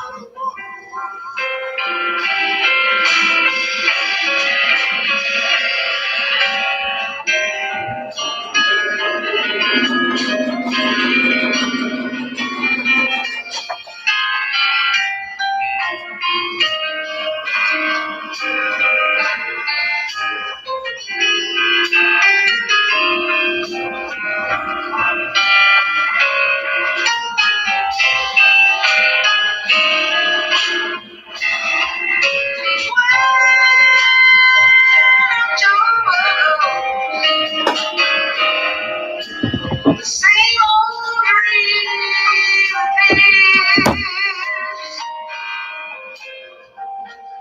and you are in my arms to share the happy.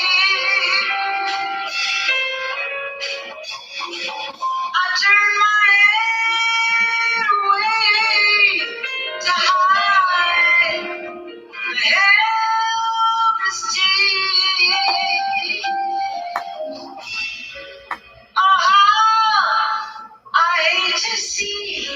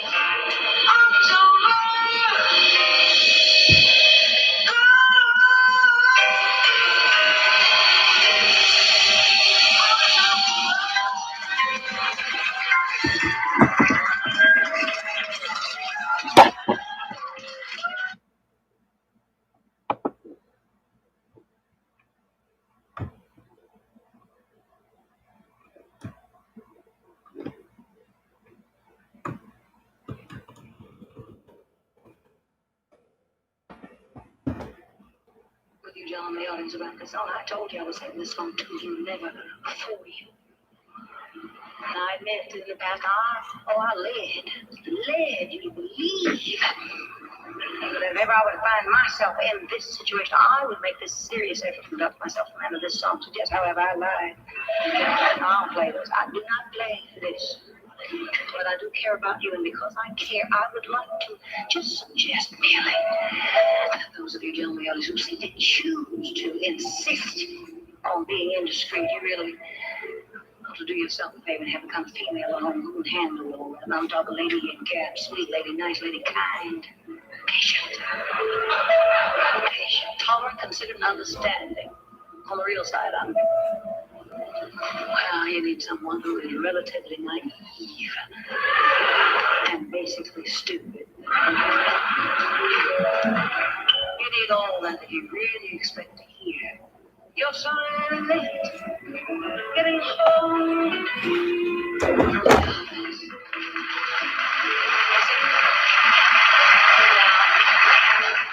I am supposed to say, darling.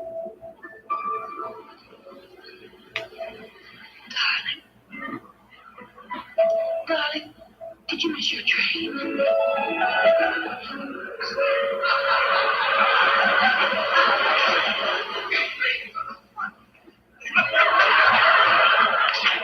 Were you caught in the rain?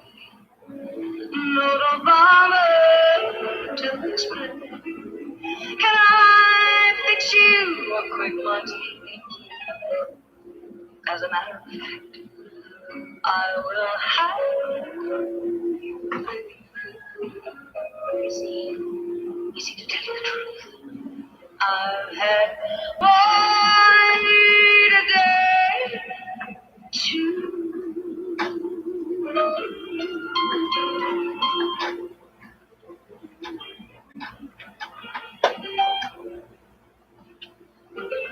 Yeah, I saw today, my dear.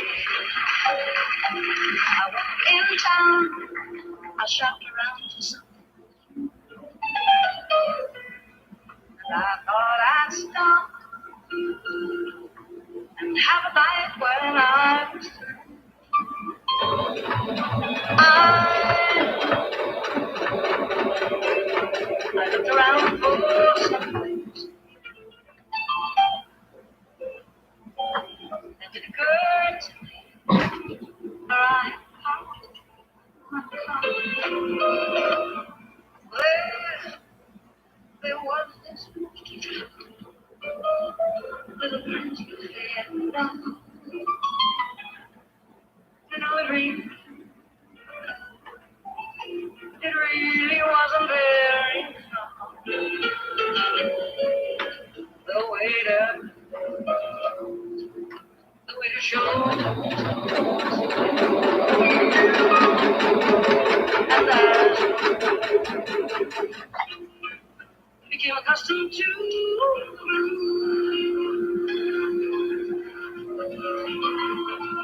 I saw two people at the bar who were so in love. And I was clear close to. Guess who? Guess who? Guess who I saw today, my dear? I have never been since I was born. I've blown through the door.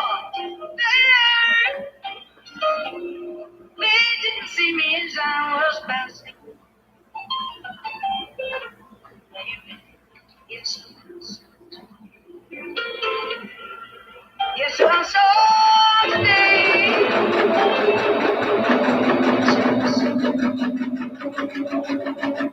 Today.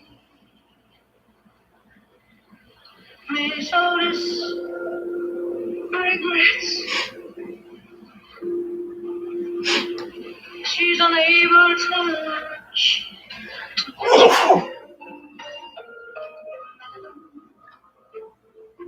Miss Otis regrets. How able to lunch today. I'm so sorry to be delayed. But last evening down in Lover Lane, I prayed.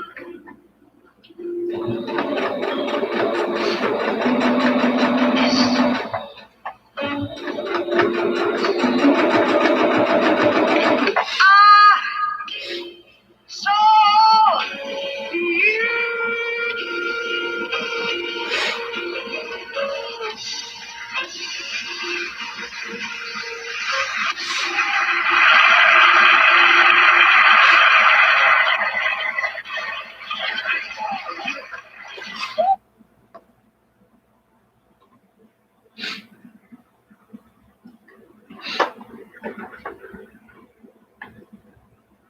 we'd like to go back a few years to a show called Miss Liberty, a song written by Irving Berlin, containing truth and sarcasm.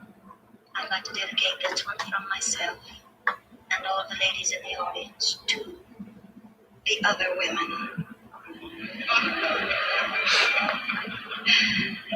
You can have him.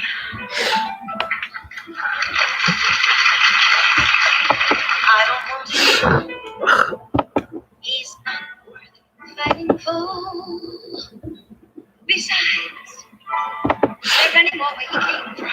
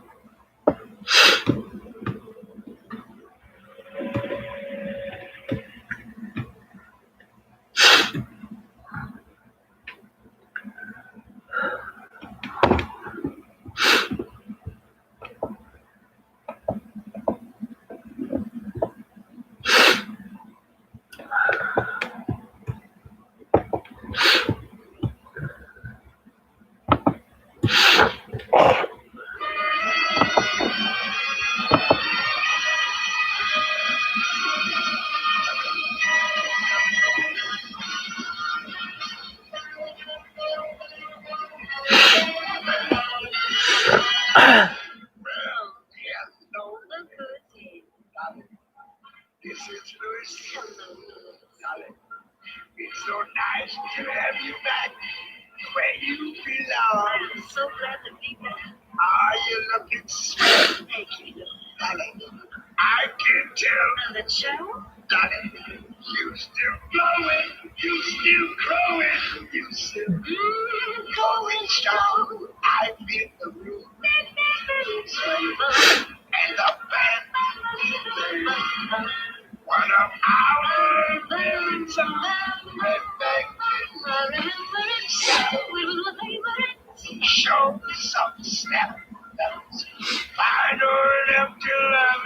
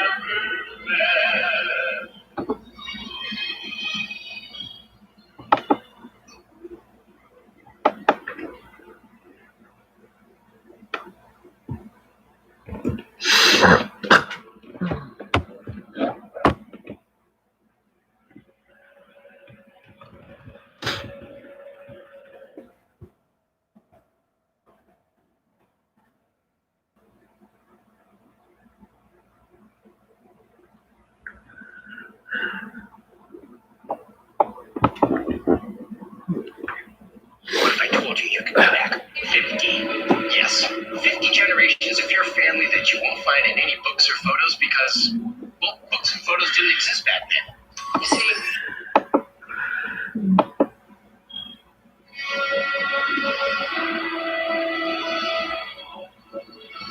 There are reports of 2 types of bubonic plague been found in northern China and southern China. The local government has launched a level 4 emergency response to the situation.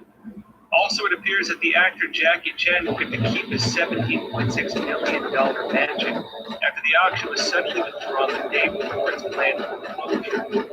And CCP is moving forward with its new campaign to take over private industry under the guise of a mixed ownership government program. I'll be going in-depth into this. Welcome back, everyone. First off, some breaking news. Now, you may remember some earlier reporting on an outbreak of the bubonic plague in China. There are now reports of two types of the plague around northern China and in southern China. Now, after the original reports of a case in inner Mongolia, a new case was confirmed on September 27th. The local government launched an up-and-forward emergency response to prevent the spread of the plague soon after its report. It was allegedly found after authorities conducted screenings for the disease across the whole county, allegedly after 3 rats were found dead in the village. Now, in addition to this, there have been 6 confirmed cases and 3 deaths from the bubonic plague in Mongolia this year. Now, it's important to note the Chinese Communist Party is not known for being honest with cases when it comes to viruses. The Chinese Communist Party is known to cover these things up. But we could say if they held county-level tests, county-wide tests, and issued public reports on this, in other words, media are reporting on it, it may be more serious than they claim. And again, their claim also that someone found 3 dead rats and reported this, and they launched investigations on the bubonic plague. Again, this is pretty suspicious in China. We're finding a few dead rats is not that big of a deal. Why would the CCP again be doing county-wide tests? Why would it be issuing public reports? And why would it launch investigations like this, allegedly of someone finding 3 dead rats in a place so far removed from inner Mongolia when the other outbreaks are taking place? Again, this does seem suspicious. Let me see what happens as this goes forward.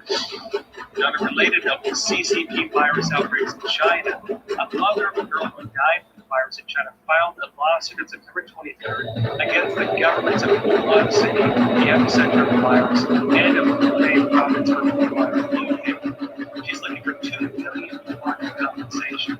That's equal to over $293,000. Now, this marks the 5th lawsuit of its kind in China, filed against CCP authorities for covering up the virus. As China opens back up international travel, it's expected its tourism to rebound ahead of the Mid-Autumn Festival, which falls on October 1st this year. Part of the reopenings of travel to China is through its reporting that the virus is largely under control. The CCP is claiming it has victory over the virus, but reports on this were contrary to what the CCP is saying. Many parts of China, such as Xinjiang, are still being placed on lockdown, again, for virus outbreaks. And in different parts of China, they have lockdown measures being put in place, even though they're not calling it official lockdowns. And so one of 2 things are happening here. Either the CCP is lying to its own people, why it's putting lockdowns in place, sometimes citywide lockdowns, or it's lying to the world about having defeated the virus. It's one of these 2. Now, yes, the regime says the number of cases are minimal, but the heavy measures it's put into place at a time when its economy is still struggling, and also its track record of being dishonest about the number of cases, suggests the risk is still high. Now, in other news, the Chinese Communist Party is going to increase its operations to target corrupt Chinese officials sending money overseas. The announcement was made on September 27th by the Commission for Discipline Inspection. It's according to South China Morning Post. It had a statement titled, quote, "Overseas is no haven for transferring assets." The statement was issued after Wan Ting-chu, a Canada-based singer, called for justice for her mother, who's been detained by Chinese authorities for 6 years under accusations of bribery. Now, this follows a story from South China Morning Post on September 25th, which noted that cryptocurrencies are being used in China to send money abroad, and for transfers that make it, quote, difficult to trace the source. Now, they say a couple different things. These articles suggest that the CCP will make it harsher crackdown money flowing out of China. This could mean not just Chinese Communist Party officials trying to get their money out of China, but also the normal track of Chinese getting their money out of China because they lack faith in the integrity of the Chinese currency. And this also says something even bigger on the motivations of the CCP to cover transactions. Now, when they talk about money flowing out of China, again, through gambling, through casinos, and these things, they're saying they cannot trace the transactions. Part of this new digital currency the CCP is rolling out is the capability to trace every single transaction and to also control transactions, such as, for example, preventing money from flowing out of China. And this also tells us something else. One of the big hubs for gambling in China is Macau. The CCP has set up Macau as having the same kind of international trade agreements that Hong Kong used to have. And the CCP, very likely, based on these reports, is going to make a larger crackdown on Macau and on the financial institutions there, again, when it comes to money flowing out of China. Now for the broader stories for today. Now, first off, the Chinese Communist Party is moving forward with its new campaign to take over private industry under the guise of a mixed ownership government program. Now, a recent development within the party suggests there's now a divided leadership over this. Now, state media reported that on September 17th, the State Council announced that China is ready to give its continued unswerving support for reform and develop state-owned and private. The stock market is on fire right now. You know it, and I know it too. This is the best time that you could be investing and pulling out big profits. My name is Jeff Bishop. I'm the co-founder of RagingBull.com. I'm considered the world's #1 high-profit, real trader. Now, the reason is I'm actually pulling out real profits almost every week out of the market. I'm talking 10, 20, even $50,000 profits at a time. It's incredible. You've never seen anything like businesses. State media also said greater effort was made in deepening mixed ownership reform, strengthening the modern corporate structure, and developing sound market-oriented operating mechanisms. Now, the State Council is technically the government of China. It's mainly in charge of the economy and runs a lot of the state businesses, but it's still in control of the Communist Party, meaning that Xi Jinping still has the ultimate authority over it. But the head of the State Council, Li Keqiang,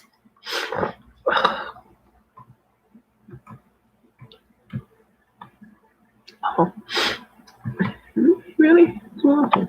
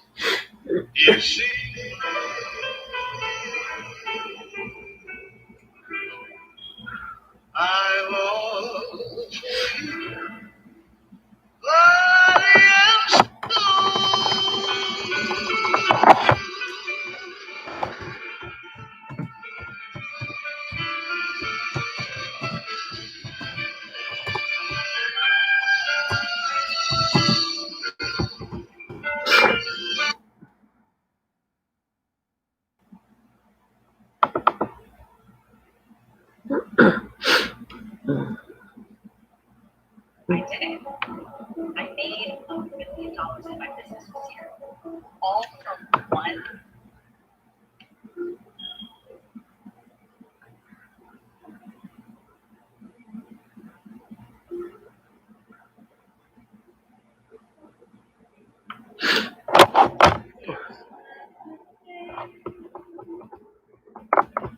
That excites me, that thrills and delights me.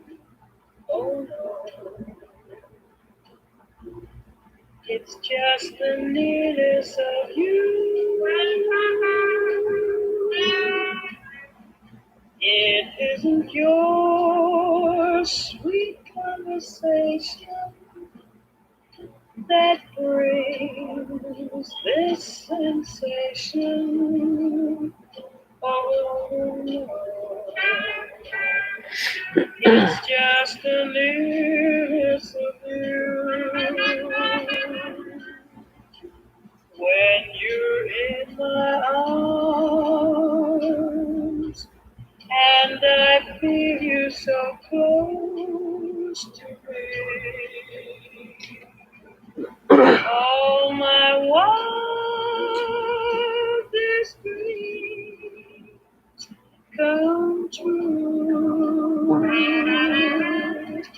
I need no sunlight to enchant me if you only grant me the right to hold you ever so tight and to feel in the night the nearness of you. It's not the bed that excites me, the thrills and delights me. Oh no, it's just there is you. It is your sweet conversation that brings this sensation. No, it's just the nearness of you. When you're in my arms, I feel you so close to me. All my wildest dreams come true. I need no soft lights to enchant me. If you only grant me the right ever so time, yeah, to be in the night, yeah, then it is you.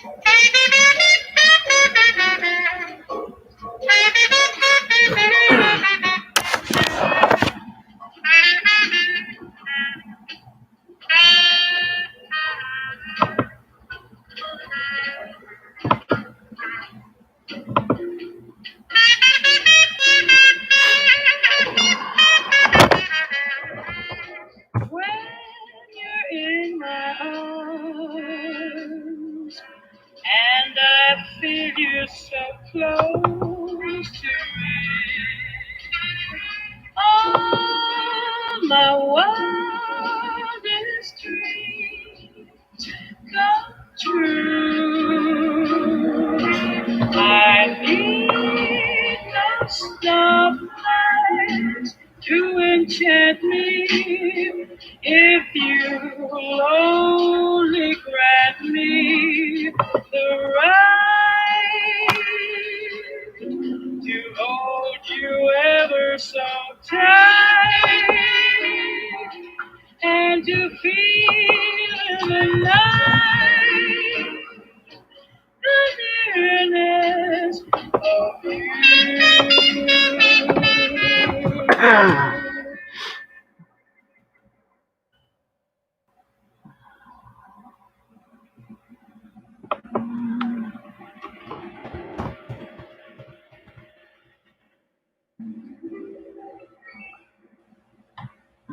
Oh, will you never let me be?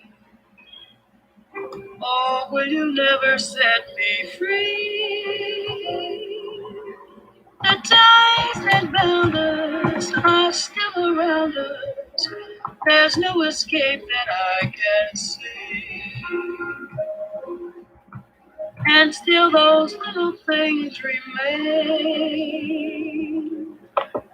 that bring me happiness or pain. A cigarette that bears a lipstick's traces,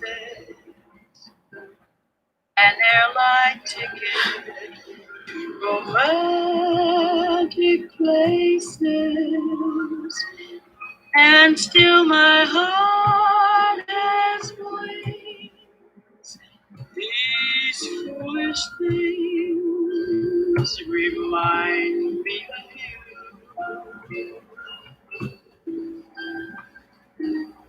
A tinkling piano in the next apartment. Those stumbling words that told you what my heart meant. A fairground's painted swings. These foolish things remind me of you. You came, you saw, you conquered me.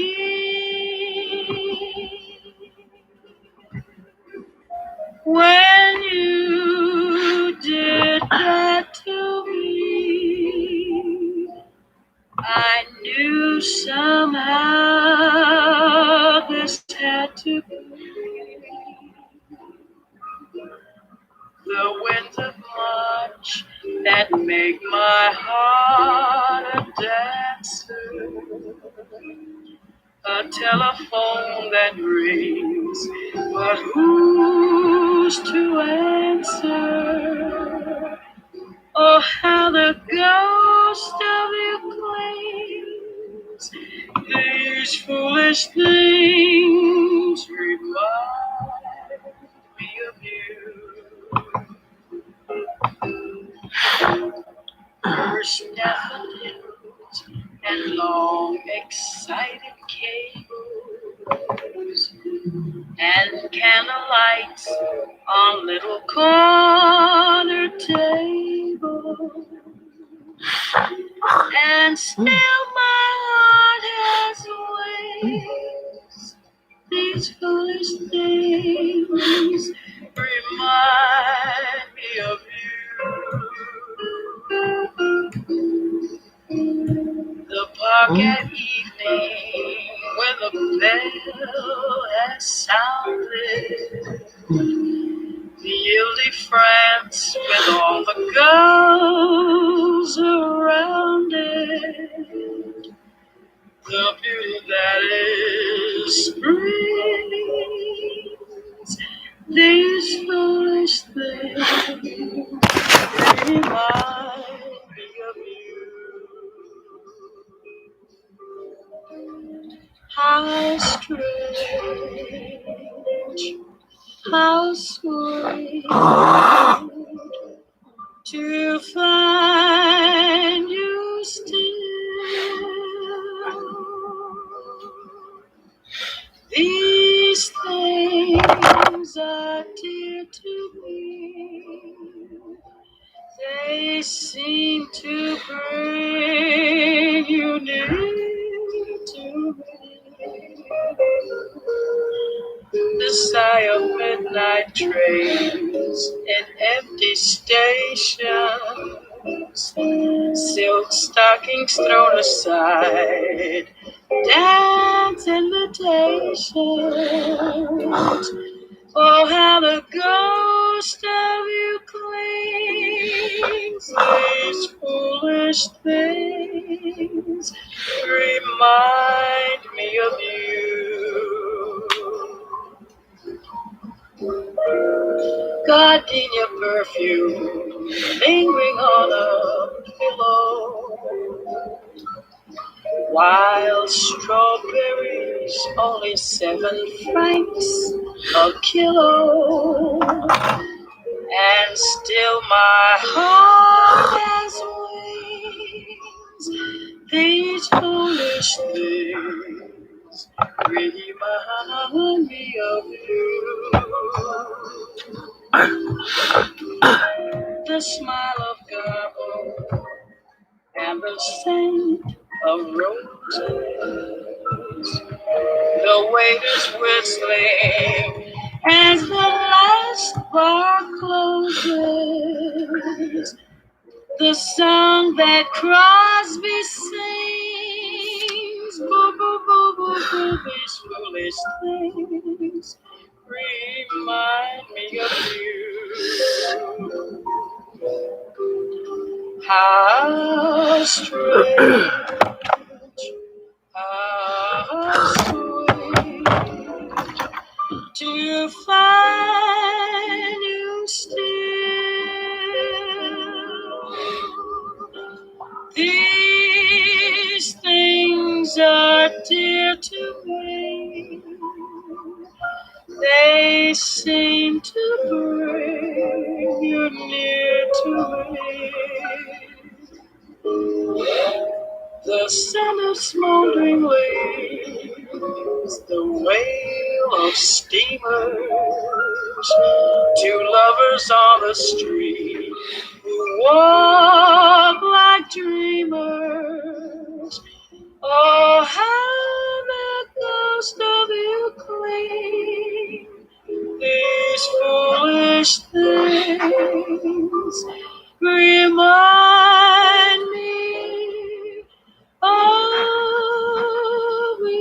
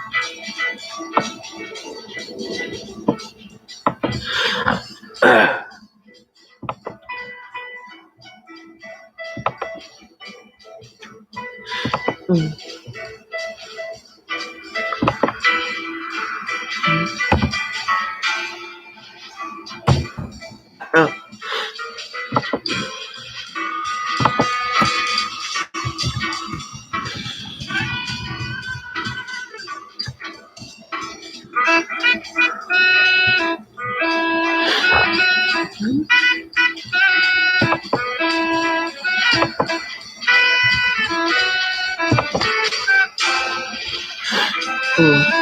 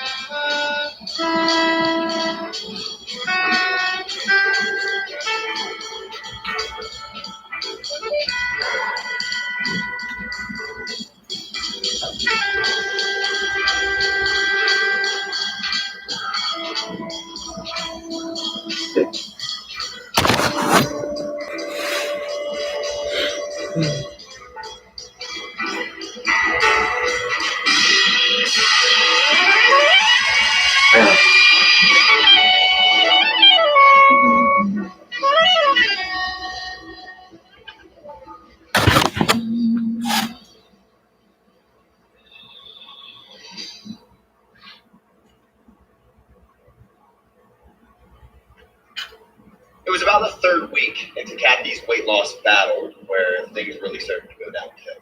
She was eating salads 4 or 5 times a day. She was running on the treadmill 45 minutes a day and even walking her dogs on long walks on the weekends trying to lose weight. And the first couple of weeks, she lost weight, but then she hit a plateau, still doing the same thing that she's been doing, but she stopped losing weight, and even worse, she started gaining weight back, even though she was working out extremely hard and she was nearly starving herself. So what was going on? All you have to do to lose weight and have the perfect body is to eat less. How many times have you heard that tired old lie? Want to lose weight? Go on an extremely low diet. Simple. Wrong. Losing weight does not mean always being hungry.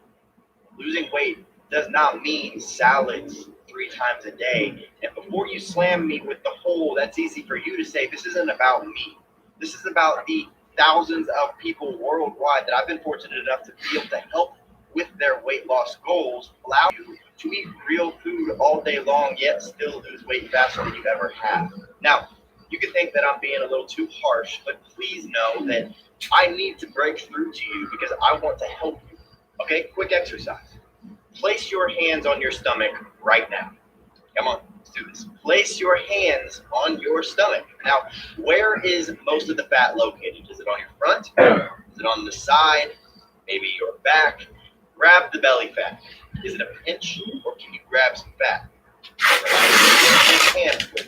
Now, how long have you been struggling with everything that's in your hands right now? And why haven't you taken care of this before? There is a simple way to completely transform your physique in as little as 12 weeks, like, say, Hugh Jackman did for the Wolverine movie. But to transform himself into the superhero, Jackman followed some of the secrets that I'll reveal to you. Chris Pratt went from the chubby, lovable Andy on Parks and Rec to the cover of Men's Fitness, sporting a killer set of abs. What's their secret?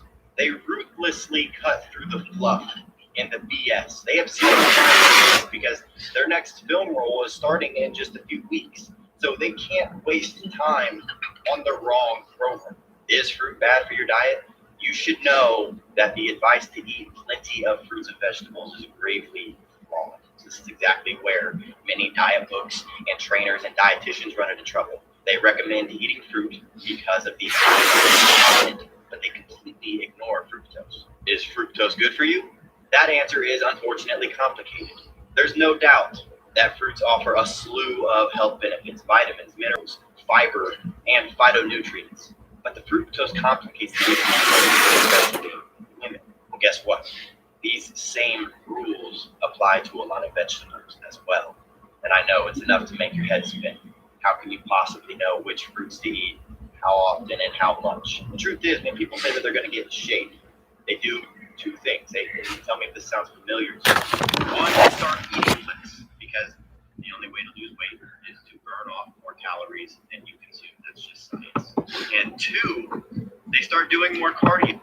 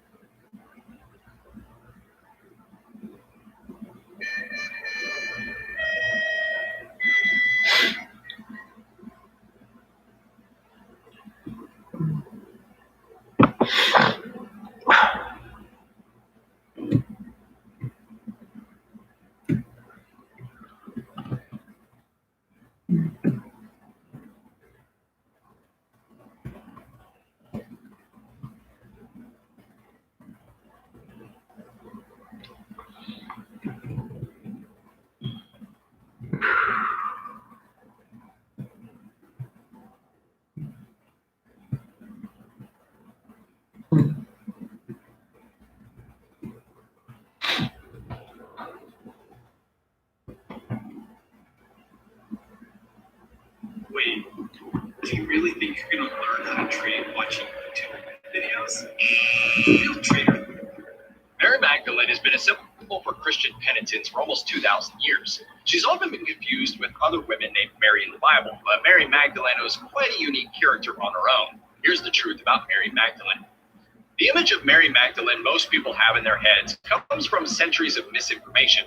If you know anything about her, it's that she was a prostitute who left her sinful ways behind to follow Jesus. But the prostitute in Luke's gospel who washes Jesus' feet with her hair doesn't actually have a name, and there's no reason to think it was Mary Magdalene. And no one probably ever would have conflated the two, but then Pope Gregory jumped in. Based on pretty much nothing at all, he decreed that 3 people mentioned in various parts of the Bible were actually the same person. The nameless prostitutes, Mary the sister of Lazarus, and Mary Magdalene. It wasn't until 1969 that the Catholic Church admitted they got it wrong, and those women were really 3 different people. Current biblical scholarship paints a very different picture of Mary Magdalene, one that is trickling down into the public consciousness through films like 2019's Mary Magdalene. The Independent called her, quote, a feminist figure. She came from a thriving fishing village and appears to have been an extraordinarily independent woman for her time, indicating she probably had a high social status. Unlike most women in the Gospels, she isn't identified by her relationship to a father or a brother. She's just Mary, following Jesus because she wants to.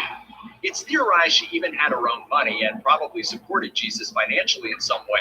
Far from the lowly penitent she's been portrayed as throughout history, she was a strong, important disciple whose name and reputation were belittled by men in power with an agenda. I will not be silent. If you're familiar with the Gospels, you may have noticed that a lot of the time they don't agree on things. When you compare them, they seem to often tell very different versions of the same story. But one thing that is consistent across all 4 Gospels is the importance of Mary Magdalene. While many of the apostles barely get name-checked in the Gospels or even are missing entirely, Mary Magdalene appears in all 4 Gospels. Both Mark and Luke say she started following Jesus after he cast some demons out of her, and all 4 Gospels agree she was present at Jesus' crucifixion, burial, and resurrection. This last bit is where she emerges as a hugely important figure. Mark and John claim she alone was the first person to see Jesus return, while Matthew and Luke have her as part of a small group of women. Either way, she is also the first person to tell people that Jesus had risen, leading to the tradition of calling her the Apostle of the Apostles. That hour or two, Mary Magdalene was the only one who knew about the resurrection. And so Mary Magdalene was the church. The fact that Mary Magdalene is singled out as having this unbelievably significant role across 4 books that are rarely so consistent really singles her out. It makes her more than just a devoted follower. It indicates she was one of the first leaders of the Christian religion. This was a bald spot. And now look at this. I have more hair, which is all due to Karen. It actually grew hair. Karen has given me more hair. It has made my hair shiny. It's even made my hair thicker. I would have never thought that this and this could happen in such a simple product. Don't live with thinning hair. Now, Karen, America's Not every book about the life of Jesus and his disciples made it into the Bible. Some of them were even lost for centuries and just turned up randomly. According to the BBC, this happened in Cairo in 1896. A German scholar was shopping in a bazaar and came across a papyrus book bound in leather and written in Coptic. It turned out to be the Gospel of Mary. The author is unknown, but Time says scholars think it was written in the 2nd century or even earlier. The mysterious book isn't officially recognized by the church, so it's known as one of the apocryphal texts. Still, it tells an interesting story that makes Mary Magdalene's role even more significant. The story says Jesus was insistent his disciples should go preach his teachings to the world, but the men are scared they will be killed too. It's Mary who steps up and has to remind the apostles that Jesus will always be with them. She brings up a private conversation she had with Jesus and explains his teachings for them. Then some of the guys get mad. They can't believe Jesus would single out a woman like that, or that they should listen to her since she's just a chick. Peter, who would go on to be the first pope, even sees her as a rival for leadership. The point the gospel hits home is that Mary Magdalene was the one disciple who really got Jesus. In the Da Vinci Code, Dan Brown introduced the world to the theory that Mary Magdalene and Jesus were married, but he certainly wasn't the first or the last person to speculate about their relationship. The problem is, the 4 official gospels have a serious gap in Jesus' life. He goes from newborn to about 30 years old in a few lines. That leaves room for people to speculate about what he was doing in between. According to the authors of the 2014 book, The Lost Gospel, he got married to Mary Magdalene and they had 2 kids. The Daily Beast says the authors made this assertion based on a 6th century document called The Story of Joseph and Asaph. On the surface, the book is about the Old Testament figure with the Technicolor Dreamcoat, but the authors claim it's really about Jesus and Mary Magdalene. But the names changed, so the original writer wouldn't be killed for what was real. Mainstream Christian scholars, though, have dismissed the book out of hand. The stock market is lying to you. And Mark Weiss, the founder of America's #1 independent ratings agency, is irate that no one is talking about this. And due to the recent events and what he has seen, he's going to expose the real truth right now. You see, Martin's entire mission has been to add a sense of safety and security for investors by reviewing and rating stocks. He has become increasingly concerned about our economic future and believes the truth is important information all investors need to hear right now. I know it is shocking to hear, but Martin explains why he believes what has happened so far in 2020 is only the start of what will be the most volatile period most of us have ever seen. And right now, very few investors are prepared for what's coming next. Based on the research Weiss Ratings has done, they have predicted a chain of economic disruptions that are going to shock the nation. That's why Martin made a special presentation that outlines exactly what he sees happening and the 7 steps you can still take to safeguard your investments. Each step will help you to prepare, protect, and potentially even profit from the coming events. His plan of action is designed to shield you, your family, and your wealth from what comes next. Get the full story and Martin's plan. Click the button below to watch his presentation now.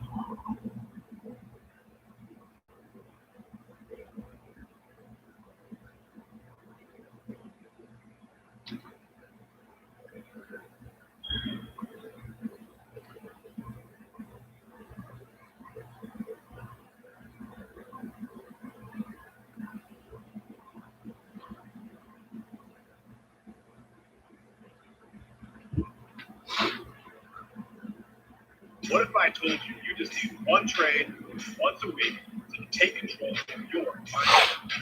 It really can't be that easy. The answer is not to trade more. The answer is really to trade less. I'm talking about one trade once a week where I'm looking to deliver 100% profits. Hey everyone, this is Jeff Bishop. Man, I love trading stock options. I'm so glad that you have come to visit Mobile Line Trade. I just love this service so much. It's fun, it's exciting, it happens week after week. I'm doing the homework on the weekend, and I'm finding the single best trading idea that I have for the weekend. Man, who doesn't love that? That just gets me fired up and excited for Monday mornings. So, if you wake up on Monday, you've got my single best trading idea already waiting. Isn't that fantastic? So, I want you to spend just a few moments. I'm going to do a short presentation to show you exactly what this is and how it works. It really can transform your trading by just focusing on one trading idea each and every week. It's incredibly simple. Absolutely anyone can do it. So give me just a few moments and you are going to love this.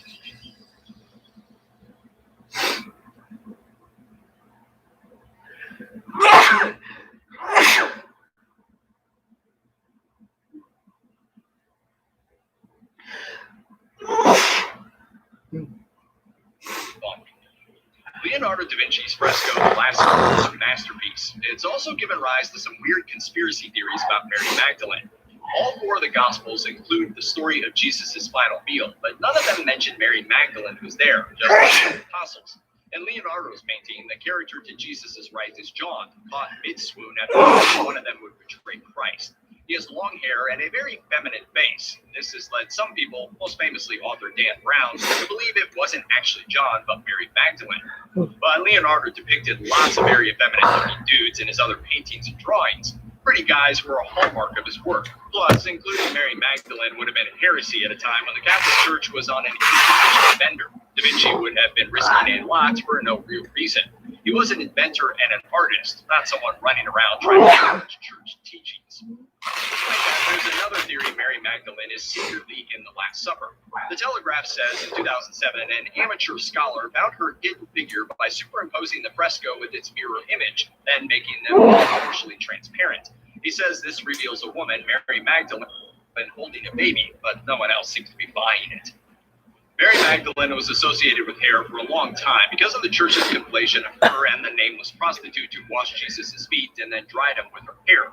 This gave artists an excuse to draw her with exquisite locks, but somewhere along the line, it took a weird turn. Daily Art magazine reports a legend grew that after she witnessed Jesus' crucifixion and resurrection, Mary Magdalene went off into the wilderness. She spent years there all by herself, just fasting and praying.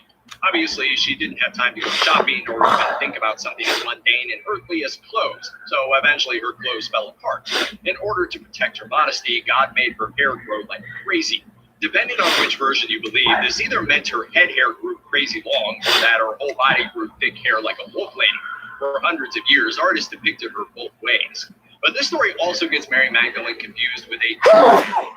It was actually St. Mary of Egypt who lived in the wilderness, but since the church seems to think everyone named Mary is the same person, the Harry Mary Magdalene legend grew. When I left school in 60, there were plenty of jobs. But the world has changed. Our schools have. And so this is making this innate promise of get a job. And I was very fortunate when I graduated in 69, one of the highest paid graduates in the world. My classmates were making about $120,000 to $150,000 a year. It's not much money to do. But 1969, that was a lot of money. But naturally, as young guys do, we spent every penny of it. So I had my rich dad's lesson, the rich don't work for money, hit my head. I said, okay, I'm making all this money. I have a secure job. But what's beyond that? And that's where education comes in. So if I can explain this to you for the rest of the millennial lessons, it's really good to this theme, because financial education is about not working for money. Like one of the first questions when I finally realized what my rich dad was saying, I said, well, when do I never need a paycheck again? See, my goal wasn't, go to the moon or, cure cancer. My job was, when would I never need a paycheck again? Because as long as you need a paycheck, be it from an employer or like my poor dad, he was so afraid of losing his government pension. I'm like, Jesus, what a way to run your life. Other people think Mary Magdalene took an alternate journey once Jesus went up to heaven. According to the Catholic Travel Guide, a different legend says she and about 70 other early Christians were being persecuted for their beliefs and were eventually put in a boat without sails or oars and pushed out to sea to die. But God intervened and the boat ended up landing safely in France, where a kind local took the refugees in. After that, Mary Magdalene traveled around spreading the gospel for a while before she decided to go live in a cave. Eventually, she died, and her bones stayed there for over 1,000 years. The book, The Making of the Magdalene, relates that Charles II of France is supposed to have been divinely inspired to find Mary's remains. Well, he definitely found someone's bones in 1279 and gave them to the local Dominican monks to look after. They put her skull in a gold and jeweled holder, which which is super creepy, but also recently allowed artists to do a 3D rendering of her face. So is it really Mary Magdalene? We'll probably never know. If you ever wondered why you ran around looking for eggs when you were a kid, it might be partially down to Mary Magdalene. There are plenty of theories as to why Christians dye eggs, but the Catholic Archdiocese of Melbourne reports that there are two colored egg legends that involve Mary Magdalene, and they came from the Eastern Catholic and Orthodox churches. The first story says that when Mary went to Jesus' tomb to anoint his body, she brought a basket of hard-boiled eggs, possibly as a lunch for her and the other ladies. But then Jesus appeared to them totally not dead, and the eggs suddenly turned either bright red or rainbow colored. The other tale says that after Jesus went back up to heaven, Mary decided to go to Rome and see the emperor Tiberius to yell at him for crucifying Jesus in the first place. Everyone who saw the emperor was supposed to bring him a present, so she showed up with one of her trusty eggs. She gave it to Tiberius and explained that Christ had risen. The emperor wasn't having it, saying it was just as impossible for someone to rise from the dead as for the egg to change color. That's when the egg is supposed to have miraculously turned red. Hey, makes more sense than some other theories. If it were easy to make money in the stock market, everybody would be doing it. They're not rich, and you know there's a reason why. I'm telling you, the stock market has changed my life, and I've learned some really simple techniques that can help you become consistently profitable. I'm Jeff Bishop. I'm the co-founder of RagingBull.com, the world's fastest growing stock market education website. I'm also the world's top real money live streaming options trader. I want to share with you what I've learned over 20 years of my best tips, tricks, and secrets all put into one course. This is my best-selling course. Normally, it's $49, but today, I want to give it to you absolutely free. Just give me your email address. Let me know where I can send it to you. If you put these to work, you're going to learn how to make more money, be more consistent, and have new options in life that you never knew you had. The stock market has changed my life. My family's life forever. It can do the same for you. So get started today. Get your hands on the Option Profit Accelerator. It's really simple. Enter your email, get it, put it to work. You can start making more money today.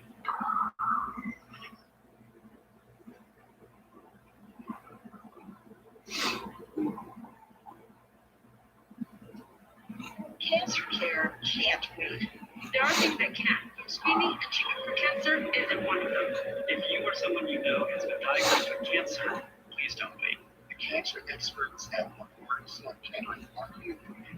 Get started today. Reach a cancer expert at 800 MSK always.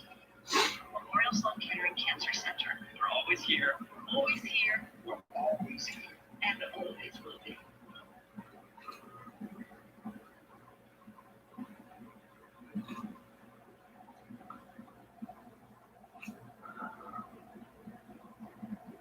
Mary Magdalene has always been a fan favorite, but it wasn't until recently that the Catholic Church recognized her as extra special. She was a saint from the very beginning of the church, but her day on the Catholic calendar, July 22nd, was just a memorial. The Catholic News Service reports that in 2016, Pope Francis finally elevated it to a feast day, or the kind of celebration reserved for the really important saints. Within the Catholic Church, it finally put her on par with the 12 male apostles in terms of significance.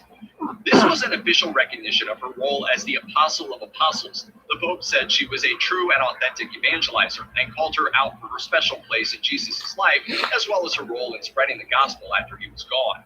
One archbishop, writing in the Vatican newspaper, said the elevation of her feast day was meant to highlight the relevance of this woman who showed great love for Christ and was much loved by Christ.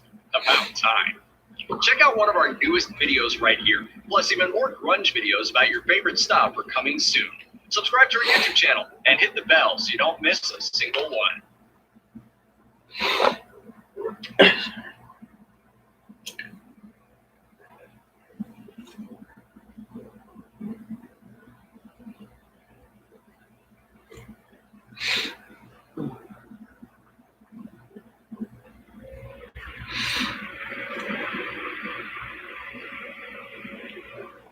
Mary Magdalene is the Bible's key witness to one of the most important events in history, the resurrection of Jesus. Without her, Christianity might not exist. Yet we know almost nothing about the real Mary Magdalene. She's definitely the mystery woman. The early church branded her. I think everyone has the potential to be a harlot, to be a sinner, Popular fiction recast her as the wife of Jesus and the mother of his child. In the modern imagination, of course, Jesus and Mary Magdalene are not only close, they're intimate. But beneath the layers of myth lies a hidden truth about what really happened on the day the Bible says Jesus rose from the dead. A secret that had to be kept for Christianity to be born. Gospels wanted Mary see and wake up. You read it, that. One that made Mary Magdalene a very inconvenient.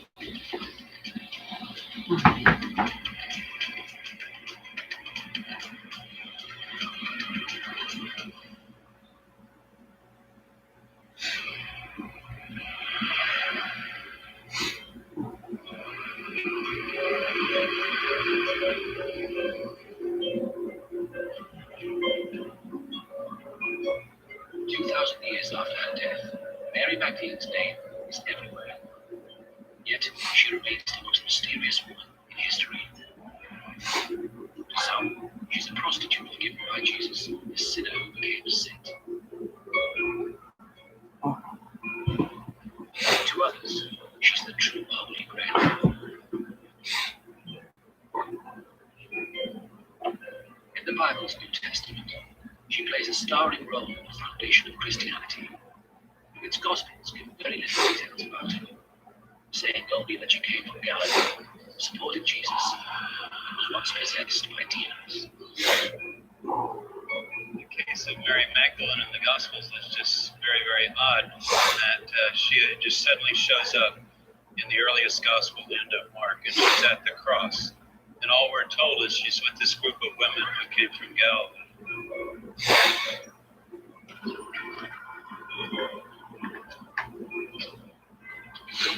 This is where I have Mary Magdalene. Mary Magdalene could be little more than a relic of history, except for one thing. The Gospels very rarely agree about who was where and when. Yet unusually, all four Gospels in the New Testament is Mary Magdalene, present in the crucifixion. The mystery woman takes the lead in Rome.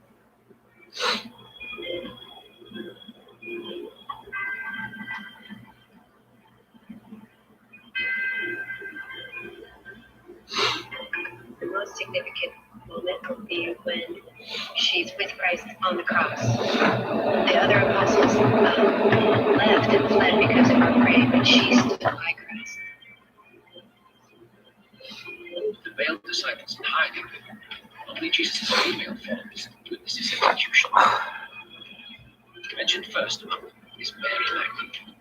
She remains with him until his death. By doing so, she was taking a significant risk. From other accounts, from crucifixions, it is clear that it was dangerous for family to be around, to show grief and so on. There are stories of not only male family members being crucified, but also female and even children. So it was not less dangerous for the women to be there. Later, Mary goes to the tomb with Jesus' mother and sister to tend to his body. It's very, very odd because if you think about it, that's very little to know about her, but a high level of intimacy.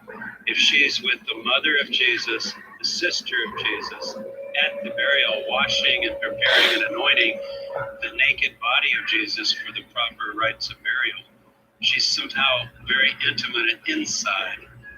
And yet, who is she? She's definitely the mystery woman.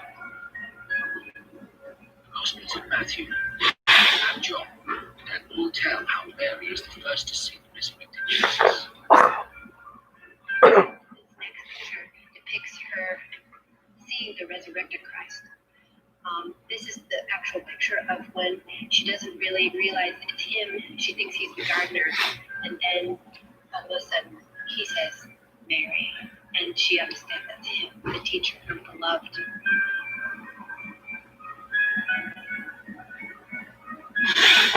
The resurrection is the foundation stone of Christianity. The idea transformed the Jesus movement from a minor Jewish sect into a whole new faith. New Testament. Mary Magdalene is the messenger who delivers news of the resurrection to the hiding male disciples. She is the apostle to the apostles. But then, her job done, she disappears from the Bible.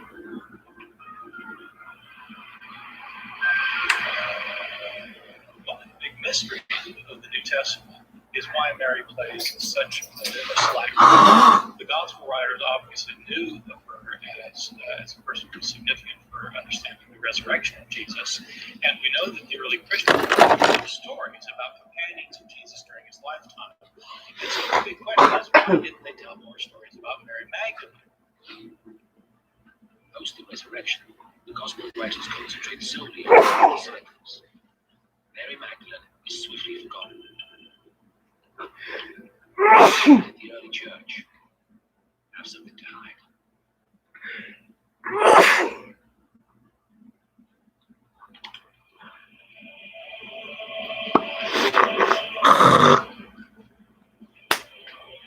the Gospels of the New Testament, Mary Magdalene is witness to the resurrection.